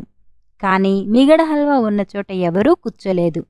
దాని దుష్ప్రభావాన్ని వారు 3 సార్లు ప్రత్యక్షంగా చూసి ఉన్నారు. ఆలీషార్ అక్కడికి వచ్చాడు. అతనికి ఆ మిగడ హల్వా ముందు మాత్రమే ఖాళీ కనిపించింది. అతను ఆ ఖాళీలో కూర్చున్నాడు. చుట్టుపక్కల వాళ్లంతా అతనికేసి భయంతో చూడసాగారు. అతను అక్కడ కూచుండగానే జమృద్ అతన్ని చూసి గుర్తించింది. వెంటనే ఆమె గుండె దడదడా కొట్టుకోసాగింది. తన కంగారు తన భృత్యులు గమనించకుండా ఉండగలందుకు కొంచెంసేపు ఏమీ చేయకుండా ఊరికే ఉండిపోయింది. ఆలీషార్ తన ముందున్న మీగడ హల్వా తినటం గమనించింది. అతను కడుపు నిండా తినేదాకా అతన్ని పిలిపించకూడదని ఆమె నిశ్చయించుకున్నది. ఈ యువకుడెవడో వచ్చి మీగడ హల్వా ముందు కూర్చొని నిరాటంకంగా తనకు కావలసినంత తినటం అతని చుట్టూ కూర్చున్న వారికి ఆశ్చర్యం కలిగించింది. ఎందుకంటే అది వరకు దాన్ని నోట పెట్టుకున్న వారికి రెండో కబళం దక్కలేదు. ఈ లోపలనే రాజభటులు వచ్చి జరజరా లాక్కుపోయారు. ఆ తర్వాత వారు ప్రాణాలే కోల్పోయారు. కాని ఈ యువకుడు ఏ అపాయం లేకుండా తనకు కావలసినదంతా తినేసి తన భోజనం పూర్తి అయినట్టు గుర్తుగా కళ్ళు మూసుకొని దైవ ప్రార్థన చేస్తూ నోరాడించాడు. అతని భోజనం అయిపోయిందని గ్రహించి జమృత్ తన భటులను పిలిచి, మీరు వెళ్ళి ఆ మిగడ హల్వా తినే యువకుణ్ణి మర్యాదగా పలకరించి నాతో మాట్లాడటానికి ఒకసారి రమ్మని అడగండి అని చెప్పింది. రాజభటులు మీగడ హల్వా తిన్న యువకుడి కోసం రావటం చూసి ప్రజలు అయింది, వీడికి కూడా ముడింది అనుకున్నారు. అయితే వారు అనుకున్నట్టుగా రాజభటులు అతని పైన పడి జరజరా ఈడ్చుకుపోవటానికి మారుగా మా రాజుగారు తమతో ఒక్కసారి మాట్లాడగోరుతున్నారు, వస్తారా అని మర్యాదగా అడిగారు. వారి ఆజ్ఞ అంటూ ఆలీషార్ లేచి వారి వెంట బయలుదేరాడు. ఇది చూసి పౌరులు తలా ఒక విధంగా అనుకున్నారు. కొందరు వీడికి నూకలు చెల్లాయి అన్నారు. మరికొందరు అలా జరగకపోవచ్చు, వీడు ఆ హల్వా కడుపు నిండా తినేశాడు అన్నారు. మరికొందరు వీణ్ణి రాజభటులు జరజరా ఈడ్చుకుపోవటం లేదు, వీడికే ప్రమాదమూ రాదు, చూస్తూ ఉండండి అన్నారు. ఆలీషార్ తన సమీపానికి వచ్చి నిలబడగానే జమృద్ మిగిలిన వాళ్లను అడిగినట్టుగానే, యువకుడా, నీ పేరేమిటి, నీ వృత్తేమిటి, ఈ నగరానికి ఎందుకు వచ్చావు అని అడిగింది. నా పేరు ఆలీషార్. నా తండ్రి ఖురాసాన్ దేశంలో వర్తకుడిగా ఉండేవాడు. నేను అదే వృత్తిలో ఉంటూ రోజులు కలిసిరాక ఆ వృత్తి మానేశాను. నాకు అత్యంత ప్రియురాలైన స్త్రీని పోగొట్టుకొని ఆమె కోసం వెతుకుతూ ఈ నగరానికి వచ్చాను. ఆమె కన్నా నాకు వేరే ప్రపంచం లేకపోవటం చేత ఆమె పోయిన క్షణం నుంచి నాకు సమస్తమూ కలలాగా ఉంటున్నది. అంటూ ఆలీషార్ పట్టలేని దుఃఖంతో మూర్ఛపోయాడు. అతని ముఖాన పన్నీరు చల్లమని భటులకు చెప్పి జమ్రుద్ ఎప్పటిలాగే ఇసుకలో రాగిపుల్లతో గీతలు గీసి వాటిని పరీక్షించినట్టు అభినయించి అందరికీ వినపడేలాగా ఆలీషార్తో, నీవు చెప్పిన దానిలో అబద్ధమేమీ లేదు. నీ ప్రియురాలు నీకు తప్పక దొరుకుతుందని కూడా నేను జోస్యం చెప్పగలను అన్నది. విందు పూర్తి కాగానే జమ్రుద్ తన భటులతో ఇతన్ని స్నానశాలకు తీసుకుపోయి స్నానం చేయించి దివాణం నుంచి కొత్త బట్టలు తీసి అతనికి తొడిగి ఒక గుర్రాన్ని అతనికిచ్చి బాగా చీకటి పడ్డ తర్వాత అంతఃపురానికి తీసుకురండి అని ఆజ్ఞాపించింది. ఆమె రాజభవనానికి వెళ్ళి ఎప్పుడు చీకటి పడుతుందా, ఎప్పుడు తన భర్త వస్తాడా అని ఎదురు తెన్నుళ్ళు కాస్తూ క్షణమొక యుగంగా భావిస్తూ ముళ్లమీద ఉన్నట్టు ఉండిపోయింది. సాయంకాల ప్రార్థనల సమయం దాటిపోగానే ఆమె తన రహస్య మందిరానికి వెళ్ళి అక్కడికి ఆలీషార్ను ప్రవేశపెట్టమని ఉత్తర్విచ్చింది. అతను తనను ఒక్కసారిగా గుర్తిస్తే ఆనందం పట్టలేక ప్రాణాలు వదులుతాడని భయపడి తన పైన వెలుగు పడకుండా క్రీనీడలో కూర్చున్నది. ఎక్కడి నుంచో వచ్చిన ఈ యువకుడిపై తమ రాజు ఇంత శ్రద్ధ కనపరచటం చూసి రాజోద్యోగులు రేపీ పాటికి ఈ యువకుడు ఏ మంత్రో సేనానాయకుడో అయిపోతాడు అని తమలో తాము చెప్పుకున్నారు. ఆలీషార్ వచ్చి అభివందనం చేశాడు. జమ్రుద్ అతన్ని, స్నానశాలకు వెళ్ళావా, సేద తీరిందా, స్నానం అనంతరం ఆకలి కలగలేదా అని ఏవో ప్రశ్నలతో పలకరించింది. అన్ని ప్రశ్నలకు ఆలీషార్ చిత్తం అని జవాబిచ్చాడు. తర్వాత ఆమె అతని చేత భోజనం చేయించింది. భోజనానంతరం అతన్ని తన సమీపాన్నిగా వచ్చి కూర్చోమన్నది. అతను ఆశ్చర్యపోయాడు. కానీ ఆమె ఆజ్ఞ ప్రకారం ఆమె శయ్యకు సమీపంగా వెళ్ళి కూర్చున్నాడు. ఆమె అతని చెయ్యి అందుకొని ఇంకా దగ్గరికి లాగింది. ఆలీషార్ ముఖాన కనబడిన ఆశ్చర్యం చూసి ఆమెకు నవ్వాగలేదు. ఆమె విరగబడి నవ్వుతూ, ఇంకా నీ బానిసను గుర్తించలేదా ఆలీషార్ అని అడిగింది. ఆ మాట అన్నదాకా అతను జమ్రుద్ ముఖం కేసి పరీక్షగా చూడలేదు.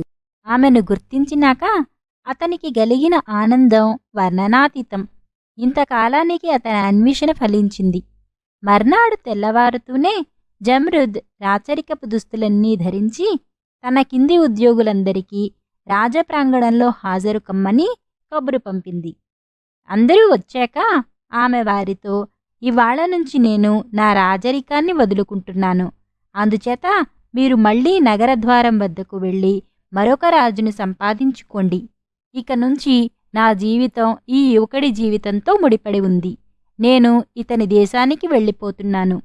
మిమ్మల్ని అల్లా కాపాడుతాడుగాక అన్నది.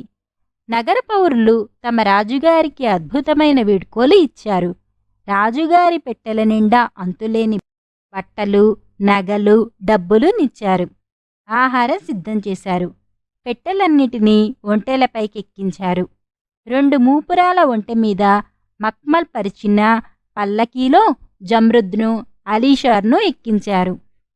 ఇవన్నీ వెంటబెట్టుకుని ఆలీషార్ తన నగరానికి వచ్చాడు.